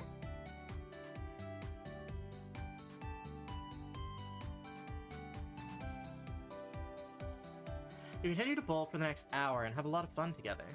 The whole bowling alley begins to watch as Cassandra bowls strike after strike. Everyone is left in awe. Put a lot of pressure on you, but you were still able to put up a respectable 140 points. I don't know enough about bowling to know if that's good or bad. Cassandra ended up scoring an astonishing 275. Okay, so like 100 and something more than us. That's almost twice, yes. Thank you, game. Damn, she's sick with it. Aw, man. Looks like we don't have time for another game. That's fine. Still, that was actually. crazy. To be honest, that was one of my best scores ever. I think we should celebrate instead. Yeah, girl, I don't know if you could beat that if we played again. I'm gonna go get some beers from the bar. Do you want some? I'll pay, of course. I'm in recovery. I have work tomorrow. So do I, dumbass. I'm your boss. Well, okay, I was trying not to say I'm in addiction recovery. Any more excuses? I'm getting you a drink, and you are going to like it. Okay. Well, I guess we don't necessarily have to not drink if we're in recovery for drugs, but usually you're encouraged to do one or the other. I'm not or not to do one or the other, but you're encouraged to stop all type of vices when you're trying because it can lead towards it. I'm not an expert, I just have heard about these things. I've not gone through any serious drug or alcohol addiction myself. Before we can protest anymore, Cassandra gets up and heads towards the bar. Looks like you'll be drinking with her whether you like it or not. Oh, but this is a cute CG. Cheers to Okay, another drinks day were of worth. being alive. Real! You laugh at Cassandra's random one-liner, which shows you the state you're in. It's been a while since you've drank a lot, and this is your third beer in less than an hour. The bar decided to give Cassandra her first drinks for free, and she decided that was a sign to kick her celebration up a notch. Since it was a weekday and hardly anyone was left in the bowling alley this late at night, you kept sitting at your lane. I'm so glad you could come bowling with me, Princess. I haven't been in so long because I hate going alone. Back when I was in college, I had a group I used to go with. But once I dropped out, we all kind of went our separate ways. That sucks. Yeah. I know a thing or two about losing friends myself. Sometimes people are only meant to be in your life for a short time. Oof, yeah. At least that's the mentality I have. That's true. It's just so hard to make friends as an adult. And it's even harder to maintain those friendships. Let's treasure our friendship while it lasts, okay? I want to make the most of it. This is genuinely so sweet. I love you, Cassandra. I also took a big drink, but it was of water. Cassandra raises her glass and takes a massive gulp of beer, nearly finishing it in one go. Her drinking skills are almost as impressive as her bowling skills. You try your best to keep up. You and Cassandra continue drinking at the bowling alley late into the night. Time flies as you have so much fun. Eventually you stumble back home to your apartment. Waking up for work tomorrow is going to be a struggle, but it was worth it. Cassandra seems like a kind and genuine friend. This isn't something that comes along often, especially for you. No, we drank alcohol. I try not to, let the record show. Oh my god, we completed the first chapter.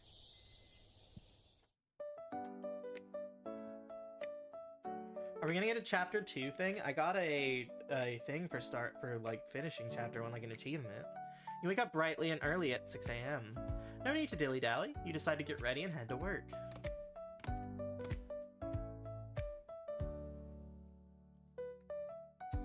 You enjoy walking through the city in the early morning. The usual busy streets have only a few early morning commuters. Shops are opening for business and preparing for the rush of people grabbing something on the way to work. It's like the calm before the storm. As you approach the door to coffee, you notice it is not even opened yet. You did get here a bit early, but you did not expect to be the first one. Just as you think that, you hear someone walking towards you from the alleyway. Good morning, Princess. Good morning. Good morning. Hope you weren't waiting out here too long. I was just taking care of some stuff in the back. Nah, I just got here. We chilling. Cassandra sleepily moves towards the metal door cover, pulling out a set of keys to unlock it. It seems she is not nearly as energetic when it's early in the morning. That's perfectly understandable, especially if she had to be here even earlier than you. Sorry, for some reason, the sound of the thing lifting and the black screen, I was having like an ominous flashback to like one of the very first things that happens in Umineko with the garden shed, and I was like, is something evil about to be in here? But no, that's not that kind of game. Not that kind of game. You enter the shop and are surprised to see everything set up already. Cassandra must have worked hard to be able to do all the opening tasks by herself. We're going to start getting a lot of customers soon, so you should get on the register. Okay. I still have some other things to take care of. Cassandra heads to the staff room as you head over to the cash register to prepare for the wave of customers. Just as you do that, you hear the entrance door open. A difficult-looking customer approaches. Welcome to coffee. Are we really not getting like a chapter 2 opener thing?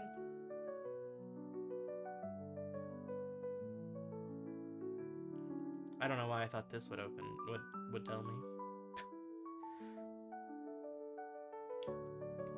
Name for the order. A hippie-looking woman begins taking weird rocks out of her leather bag. She spreads them out around on the floor and sits them down on the center of them. My name is Clementine. Help me to channel the spirits to guide me to my order. Sick. These magical stones will read the wavelengths of your being and find the perfect drink. Sick. It seems they're dead set on ordering like this. Although the other customers are looking at this encounter with strange looks, you know better than to fight back against it.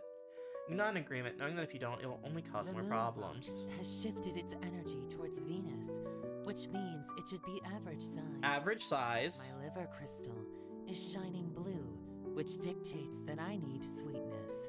Sweet. It also means I'm mentally unstable. The other alignments show that almond milk. Normal, will best sweet, hold and me. almond Thank milk. you for going on this journey with me. I look forward Normal, to sweet, our next almond milk. encounter. Normal, sweet, almond milk. Normal, sweet, almond milk. You smile to show her that you understand her order. She seems to appreciate it and begins picking up all the rocks all around her. The other customers look relieved that they can walk around without worrying about tripping anymore. Alright, time to write down the order. She wanted an average, so medium. Sweet. Cappuccino? Mocha? Almond. I'm fingers crossed. Your business. I'll get to making that coffee right away. I feel like I need to like study up on coffee before I play this. You begin to help out the other customers in line as Cassandra creates the complicated order from Clementine. After Cassandra finishes the order, they give it to you and you call it the order number. Please be right. Yes! Clementine is ecstatic that you actually got their order right. They hand you a $5 bill and walk off with a smile on their face. You pocket it while Xavier and Cassandra aren't looking and continue to assist the other customers. Put that money back or so help me. It is crazy that like you come in and you find out that the guy who hired you got fired for stealing money, and then you're like, I'm gonna steal tip money. I mean, I guess stealing tip money is slightly better than stealing it out of the register, but I still don't approve. Difficult looking customer approaches. Welcome to coffee. Can I get a name for the order? This lady in a fancy car pulling into a disabled parking spot. Her license plate said Chai Lady, and she walked in the shop in full workout clothes. I just got done with my 3-hour gym session. Can you please make this quick? Okay. You give her a friendly smile awaiting her order, and she returns it with a very unfriendly Give me a scowl. chai latte with organic chai and 2 scoops of masala tea powder.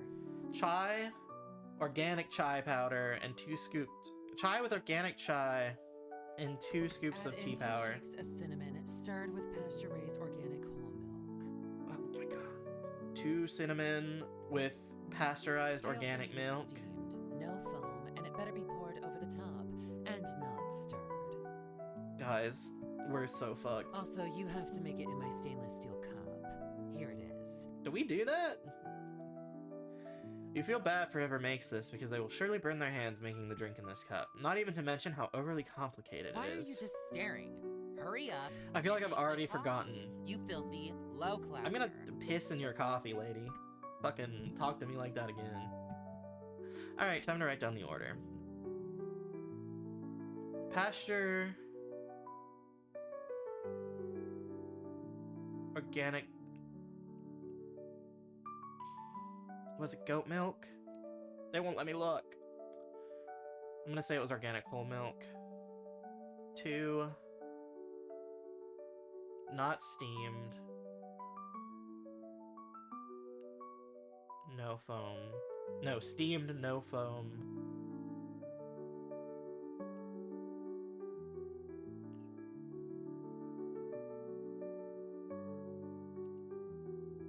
God, I fucked that. Thank you for your business. I'll get to making that coffee right away. It's not my fault. That was the worst thing I've ever had to do. You begin to help out the other customers in line as Cassandra creates the complicated order from Chai Lady. After Cassandra finishes the order, they give it to you and call it the order number. Chai Lady, oh my god! Oh my god, we've done it. I'm God Gamer. Chai Lady is ecstatic that you actually got their order right. They hand you a $5 bill. She should have tipped me 20, fuck her. And walk off with a smile on their face. You pocket it while Xavier and Cassandra aren't looking.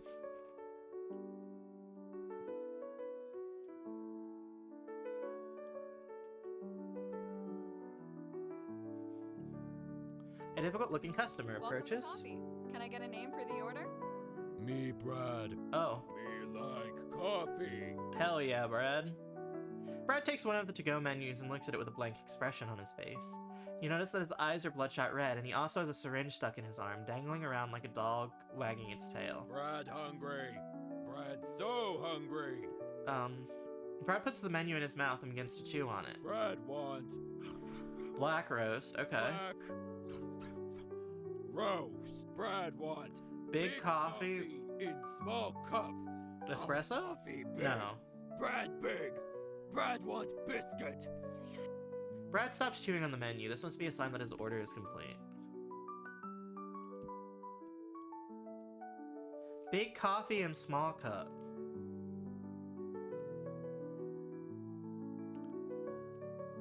I feel like I fucked that. Thank you for your business. I'll get to making that coffee right away. I mean, I feel like I fucked up all of these orders, so maybe I didn't. I'm not reading this every time. Nope, it was wrong. They asked for the manager. Brad can't even yell. Bro, I feel like I've missed one every day. Oh, I like the after-work scene, though. This is very nice. And the music is also nice. As the rush of customers finally ends, you take a look around. Looks like it's already evening again. The nice part of working a busy shift is that the time goes by incredibly fast. The bad part is you're completely exhausted. After finishing up your closing tasks, you say goodbye to Cassandra and Xavier and head home.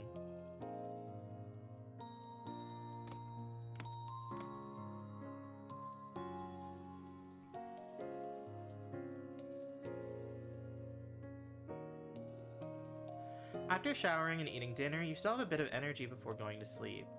Well, actually, not really, but you'll be damned if you go an entire day without doing anything for yourself. Real. This forces you to will the energy into existence.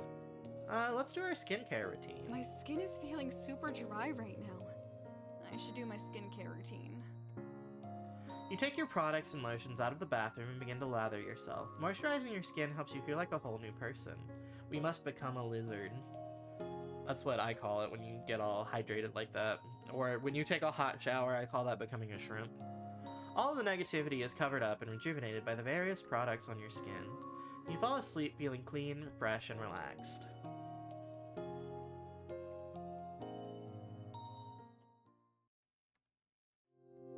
I've regained the power that I lost from drinking alcohol.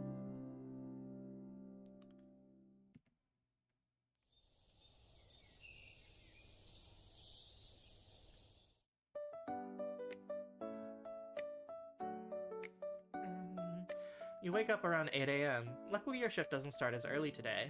It's really nice to be able to wake up before your alarm goes off. After getting ready and eating a small breakfast, you head out to go to work.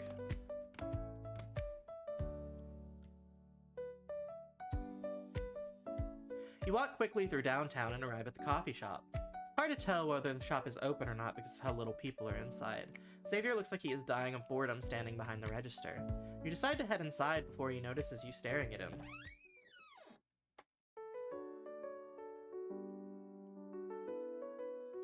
As you walk in, you say hello to Xavier and an old man slowly sipping his coffee in the corner. You look around only to notice that he's the only customer in the shop right now. With Xavier at the register, you decide to go to the staff lounge and see if there are any tasks that need to be done.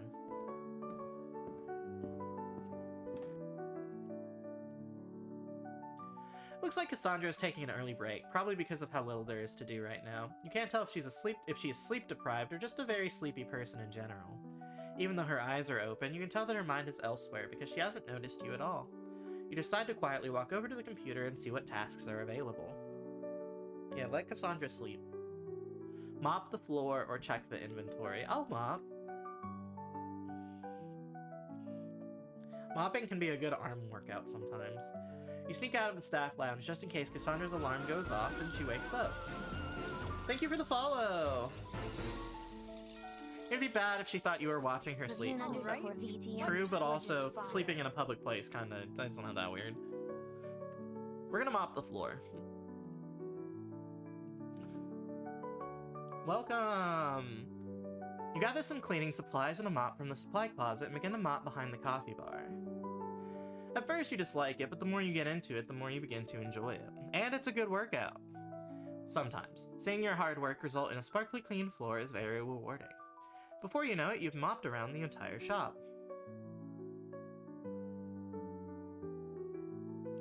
Oh my god, we're so close to being powerful.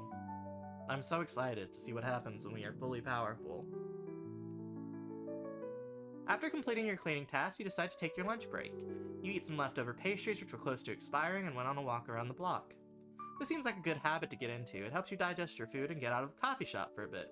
That is a very good break habit. Thumbsing up at my screen. However, your break is nearly over. Time to return to your post. Back we go from hence we came to the coffee shop.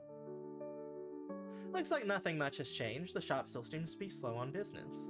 You look around and do not see Cassandra anywhere. She must be working on some stuff in the staff room. She's probably doing the inventory we didn't do. That may be giving her too much credit. She's probably just nodding off while pretending to look busy. Hey, Princess. Cassandra told me that you can leave now. I'm going to leave soon myself, but I still have a few things to take care of. Well then, Another early guess day. I should head home. See you tomorrow. Looking forward to it. Have a good rest of your day. Oh, this probably means we can hang out with somebody. I'd like to hang out with Jane if available. You begin to walk towards the direction of your apartment. However, you begin to have second thoughts, much like the last time you got out of work early. You already visited the park. Perhaps you should take a walk around the city. No, this is what I was worried about. Now seems like a time as any.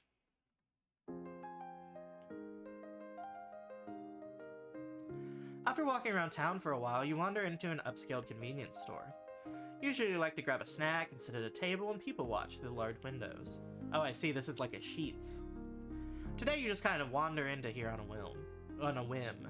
You already ate some leftover pastries at the coffee shop. It's true, so that means we are not hungry. It's been a while since you've been here, though. The only reason you came here before was because it was close to your previous job. As you walk up and down the aisle looking at the new items they have, you notice something. A man is looking at you through the corner of his eye.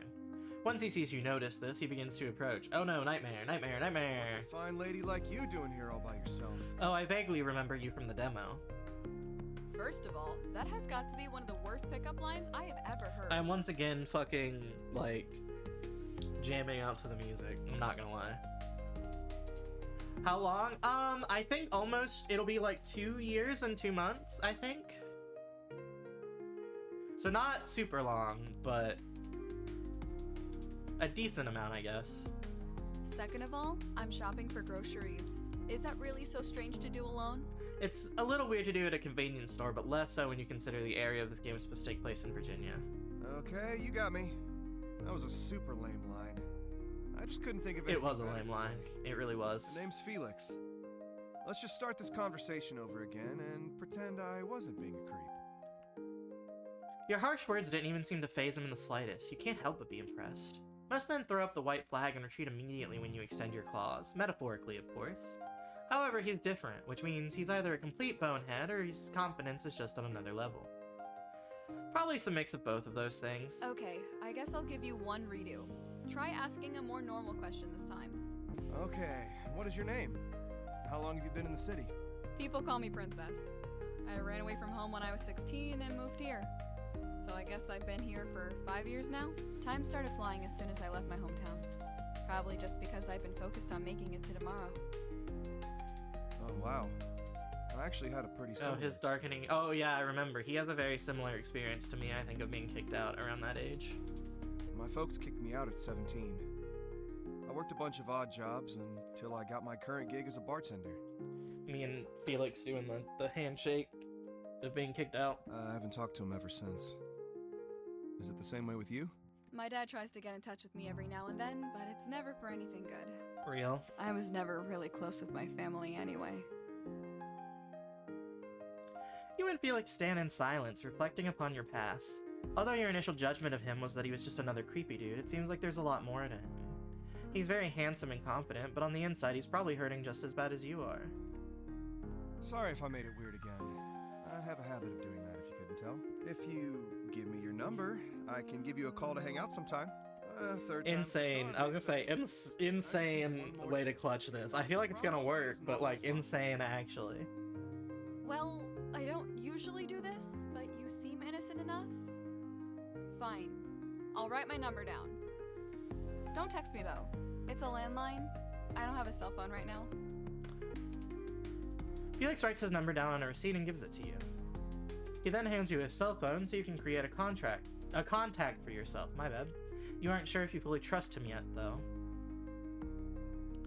I'm gonna put in my real number, even though I think he's a little sus, because I don't think he's actually a little sus. I think he just appears that way. You decide not to put a fake number in. Your instinct tells you he's actually a good guy. He just seems to be horrible at first impressions. Thanks. I promise you won't regret this. And if I do regret this, I will kill you with a gun, because we're in Virginia. Overjoyed, he flashes you a smile and then prances out of the store like a schoolgirl. You can't help but be flattered with how happy he was to get your phone number. Only time will tell what his intentions with you are, but he seems much different than the usual creeps who hit on you. It wouldn't be fair if you didn't at least give him a chance. I mean, that's fair. I think, anyway. After walking around for a bit longer and people watching out of the window, you decide to head back to your apartment. Please, I'm so close to being full power.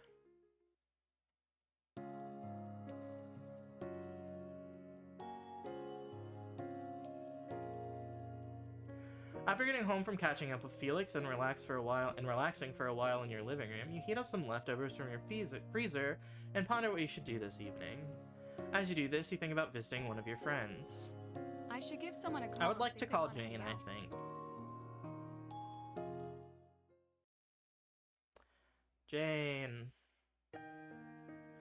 After thinking it over, you decide to give Jane a call. It's been long enough since getting her number, you begin dialing it up. It's somehow stuck around in your memory, perhaps for a reason. Do you not write anything Hey, down, Jane, Princess? This is Princess. Would tonight be good for us to get properly reacquainted? For sure. I just got back from work, so I'm relaxing at home. Also, I like this song. If you're down for it, I know. I keep saying that about the soundtrack. I like the soundtrack. Watch the sunset.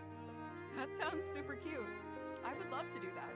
Okay, awesome. Oh, I think we're very close to where the demo ended, because I think I did this in the Hurry demo. before the sun sets.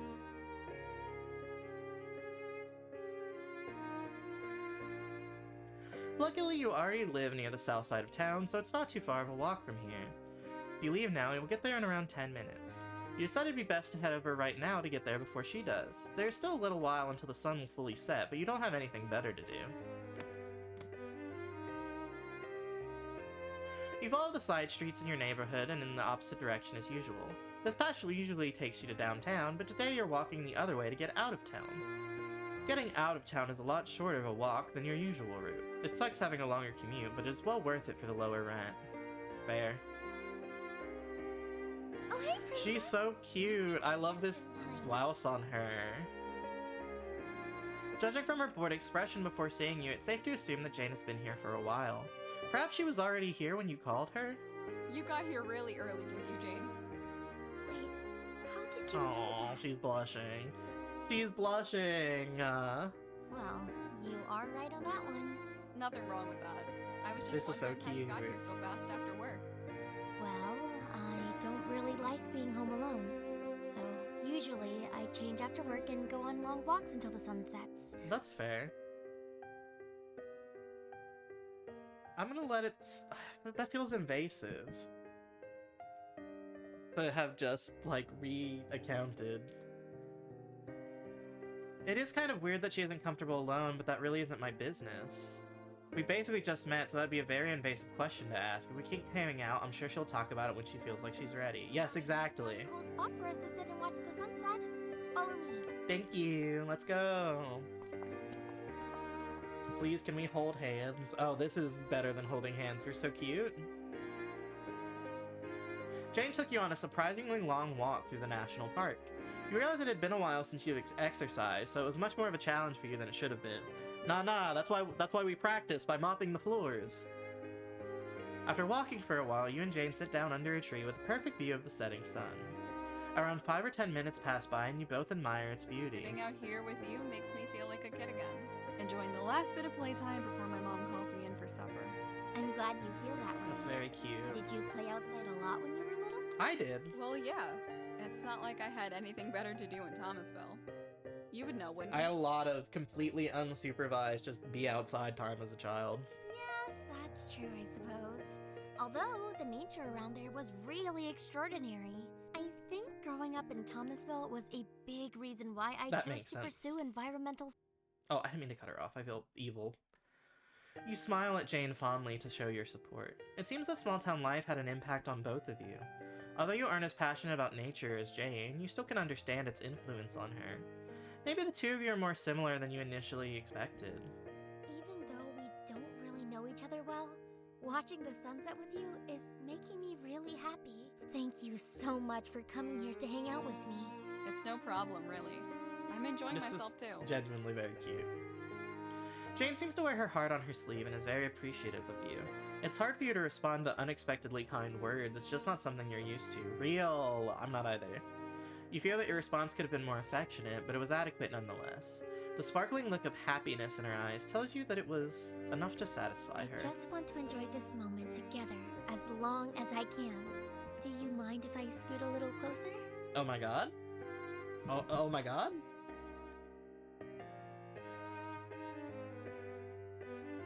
You and Jane sat close together and watched the sunset. Just before the night fell, she guided you back down the trail to the city. She had the kind of happiness that you thought only a child could have. You couldn't help but let her pure heart fill you with joy. We're so close! We're so close!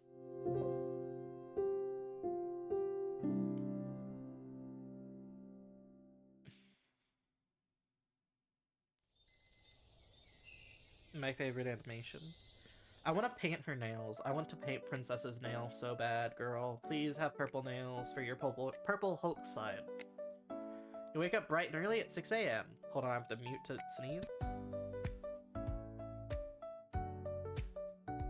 I'm so tired of being sick. You wake up bright and early at 6 a.m. Only one more workday until the weekend. Better not be late.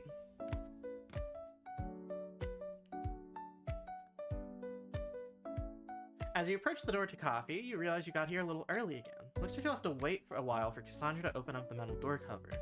Luckily, right when you think this, she approaches. Good morning, Princess. You aren't really in the talking mood, so you just nod in acknowledgement. It's clear neither of you are morning people, so you decide it's best to keep it real and not pretend to be energetic. Cassandra sorts through keys on her keyring before finding the right one and unlocking the cover.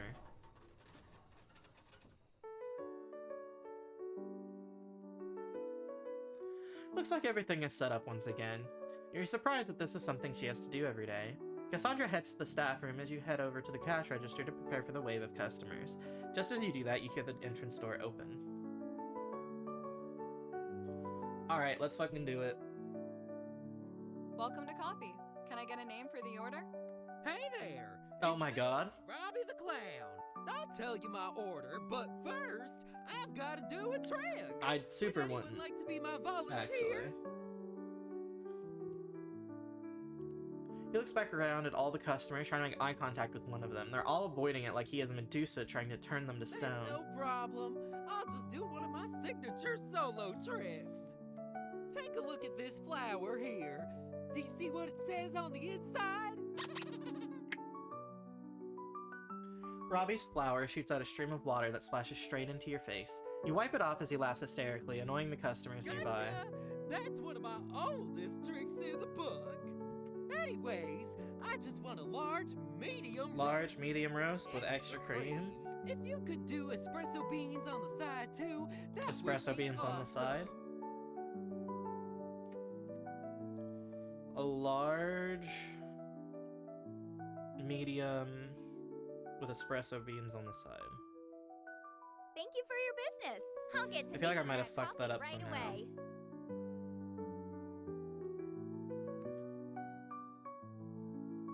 Please. Yes, okay. $5, let's go. $20 in illegally gotten funds.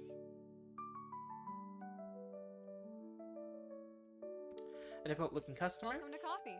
Can I get a name for the order? The name's Martha. Martha. Not that you would care. Okay. Let me see what you got. I don't usually trust any coffee outside of my usual shops in the Bronx. You are a long way Well, away. you can take a look at the menu. I am here if you have any questions. Martha looks very irritated as she glanced over the menu I momentarily. don't like any of this bull crap.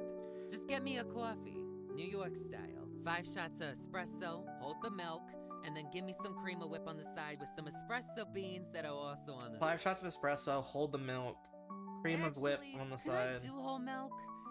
And actually, 5 seems like a lot. Oh. Let me just do 4. Also, I decided I want the milk on the side as well. But it was on the side. Whipped cream and espresso beans. Cream of whip and espresso beans is what she said. No milk. 3. I hope that's right. Thank you for your business. I'll get to making that coffee right I think she away. knocked her amount of espresso down from the amount that Caden gets by 1.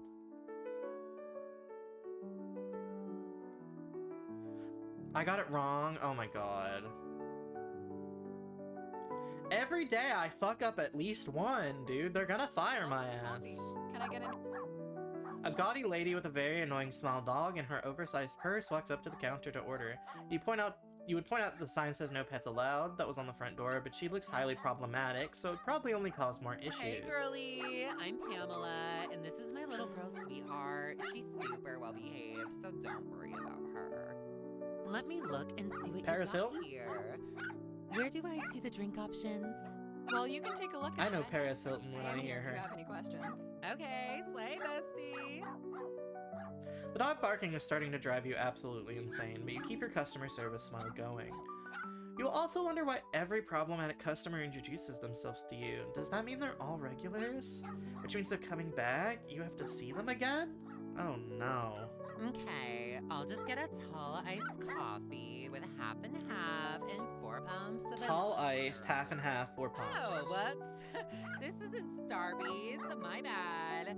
I don't know what tall is with normal drink sizes. Oh, also, I want a little cream on the side. I'm looking up what a Starbucks size is, as I said at the beginning. Oh shit, I just completely fucking forgot. What is a tall? I'm looking it up. I don't know. I don't drink coffee and I certainly don't drink Starbucks. What is a tall Starbucks? Their tall is a small. That's crazy. Why? I'm sure I'm not the first person to ever be like, that's dumb. Why is that what you call that? But that is dumb. Why do they call it that? You begin to help out the other customers in line as Cassandra creates the complicated order from Pamela. No, I fucked up 2 today. Head in my hands. Please don't fire me. As the evening begins, the wave of customers slows down significantly. This happens a little earlier today as compared to the other busy days you've worked. It must be because it's Friday and the work week is ending. That makes sense. Cassandra lets you and Xavier go home an hour early, which was very kind of her, and totally unrelated to the fact that you fucked up 2 of the 3 drinks you had to make today. You thought about going to the rock show tonight, but this first week of work has been very draining. Also, the last time we went there, we got fucking drugged. Once you get to the hand of things more, it should get easier, but learning everything has been mentally exhausting. However, you do appreciate Cassandra's learn-by-doing attitude. It has allowed you to pick up everything up pretty quickly. Even if it's just an excuse for being understaffed and nobody having time to train you properly.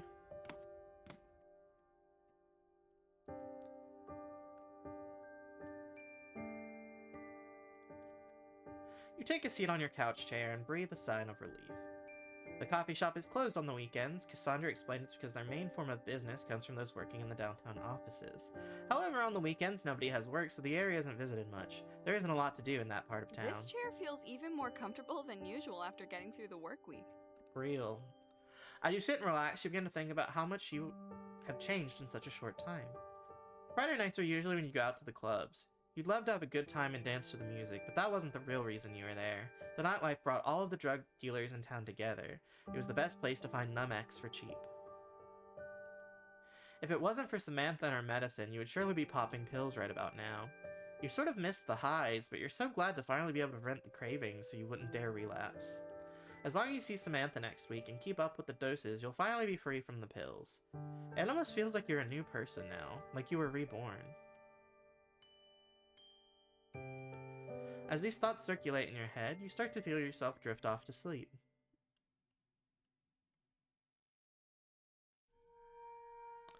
Oh god, why am I in a fallout bunker? What the hell? Nightmare, nightmare, nightmare! All of a sudden you feel yourself begin to dream. You don't normally have lucid dreams, but your nap has caused you to do so. No matter how hard you try, you cannot move. It's almost as if you're chained down in this hellish place. The hallway in front of you looks like it leads to endless darkness. Just as you begin to try crying out for help, something appears in front of you. Oh my god, it's the freak! Hello, princess. It's nice to finally see you again. I don't want to call you that. I don't want to refer to you, frankly. What do you want, you fucking creep? Got him. Hey, that hurts my feelings, you know. I'm only trying to help you. Then can you take the bag off your head? Information that you need to know about this place. Okay. Fine, but make it quick. Man, guys, my sleep paralysis demon is a little weirder than I was expecting. I hate the smile. You wonder why out of everyone, this strange person is the one who appears in your dream. Maybe you're still thinking about the forest incident in the back of your mind. This is the physical manifestation of the deepest part of your memories. Great. In here, you store your memories of events you would have rather forgotten. Great. Do not fret. You won't have to relive all of Honestly, thank you. That's pretty good. However, there is one. Oh, no. The worst one. Take a look at the green terminal screen. I don't want to do that. Left with no other option, you take a deep breath and begin to stare at the strange-looking device. Why can't I move? Baghead, why am I chained? Oh, it's purple. You appear to have been transported into a mysterious-looking forest. Although the colors are vivid and otherworldly, unlike you have ever seen, you can't shake the feeling you have been here before. Your body floats to the forest like a spirit or ghost. You have no ability to move on your own. It seems as if you're floating on a predestined path. How bizarre. How strange. After looking around as you float through the vegetation, your memory begins to return to you. This is the same forest you woke up in after getting drugged at the rock show. As you realize this, you see something moving up ahead. Oh god. Was I right about the fucking Jennifer's body shit? You see shadowy figures carrying you through the forest. It feels strange to observe yourself from a third-person perspective, but not as strange as you would have thought. You're clearly unconscious, but your eyes remain open. This must be the result of the drugs they gave you. It's almost like you were instantly paralyzed. The men move swiftly through the forest along a path you didn't know existed. It's very likely that they were the ones who created the path, which means they likely have done this many times before. It all happened so fast. You don't usually accept pills from strangers, but your usual dealers weren't at the show. This left you with no choice. You were fiending for Numb X. The moment after taking it, you woke up in the forest late at night alone, shivering from the rain. You still have no idea how you're able to witness these events. Perhaps you were conscious at some level, perhaps this didn't even really happen, but deep down your instincts tell you that you're witnessing events of the past. The men take a turn at a marked tree and walk into a familiar clearing in the woods. They set your body down and then gather around it. As they do this, it begins to rain. The vibrant colors of your dreams wash away. Maybe it's because your memory becomes clear from this point. You notice more details, their face, their behavior. It terrifies you to your core. One of the men laughs and throws an empty pill bottle at you, which smacks you in the face with force. You watch in horror as the men approach you. They begin to throw more things at you. One of them runs up and kicks you in the back. You are nothing but an object to them, a hunk of meat lying on the ground. The darkness inside of you clouds your vision during this moment. You look away, for it is too painful for you to witness these events. Once the darkness fades, you see yourself lying there in the same spot as before. The men seem to have left you and taken your belongings just like you had thought. You lie on the ground, beaten, broken, freezing cold, drugged and unconscious. It seems the events were far too much for you to bear, and you seem to have blacked out from the trauma alone.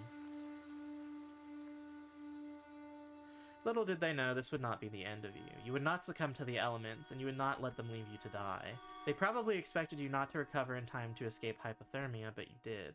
But for what purpose? You don't know, at least not yet.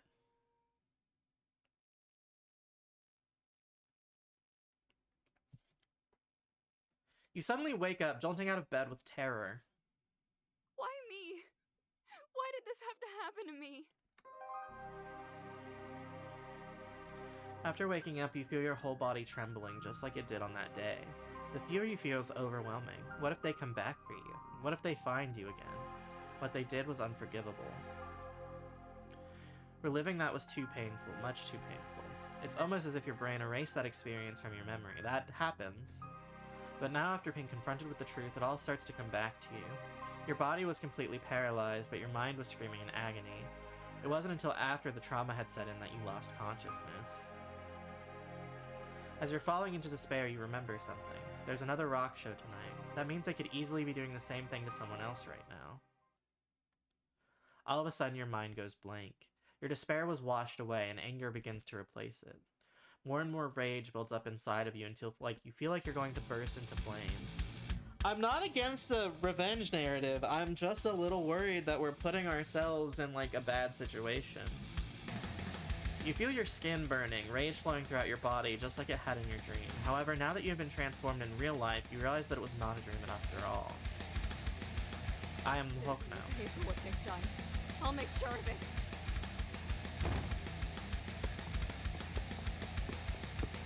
Damn!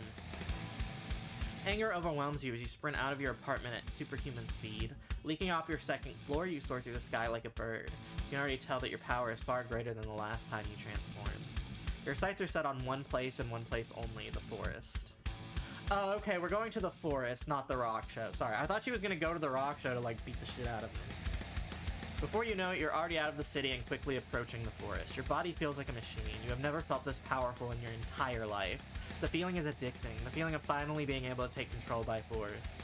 Okay, but chat, do we see it? We all have media literary skills, right? And when we see the word addiction in a game about addiction, it is implying that revenge can be a problem, I think. Miles. Hoping, anyway. Faster, faster, faster. You blaze through the forest, taking the shortest route possible to the path. Catch up, catch up, catch up. You can smell the rotten meat up ahead. You're getting close.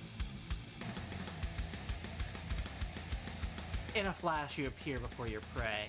They dropped the girl they were carrying as they sensed you approaching. You made it in time. They had not yet made it to the clearing. Okay, well I have to save because I am so fucking curious, actually. You are all going to pay for what you've done to me. The rage builds up inside you, your lungs, they hurt. You can feel it coming out of you, the pain, the hunger. Blood, blood, guts, end life. Oh my god. You open your mouth and it all comes out. The mist surrounds the men. They try so hard to run, but the mist moves much quicker than they do. It engulfs them in pain. The mist burns them as if they were submerged in hot lava. Once it reaches their feet, it burns them with incredible efficiency. Their nervous systems shut down instantly from the pain, collapsing to the ground. After they scream in agony, After that, they scream in agony as the mist burns the rest of their body into ash.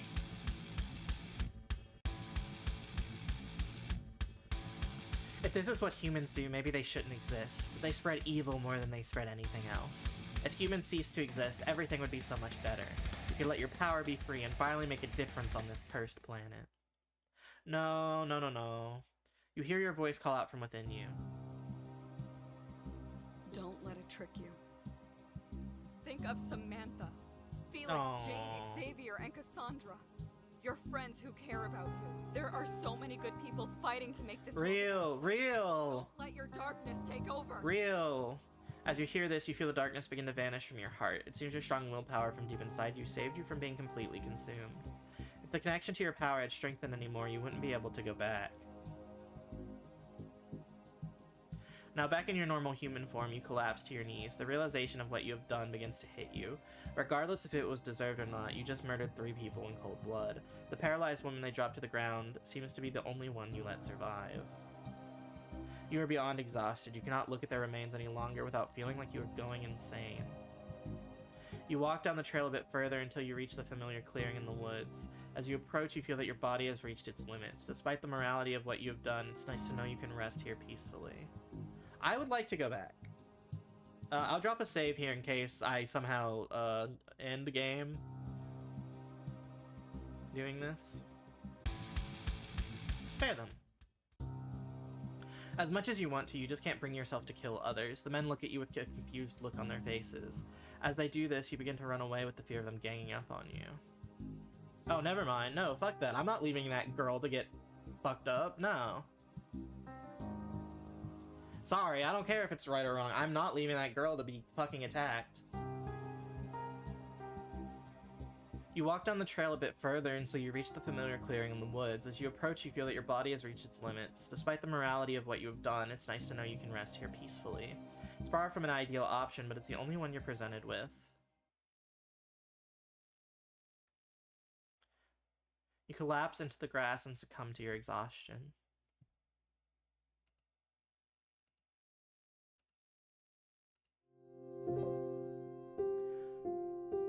Alright, I think I'm gonna go ahead and end stream here because I'm starting to feel a little more sick and under the weather, like I'm getting a headache.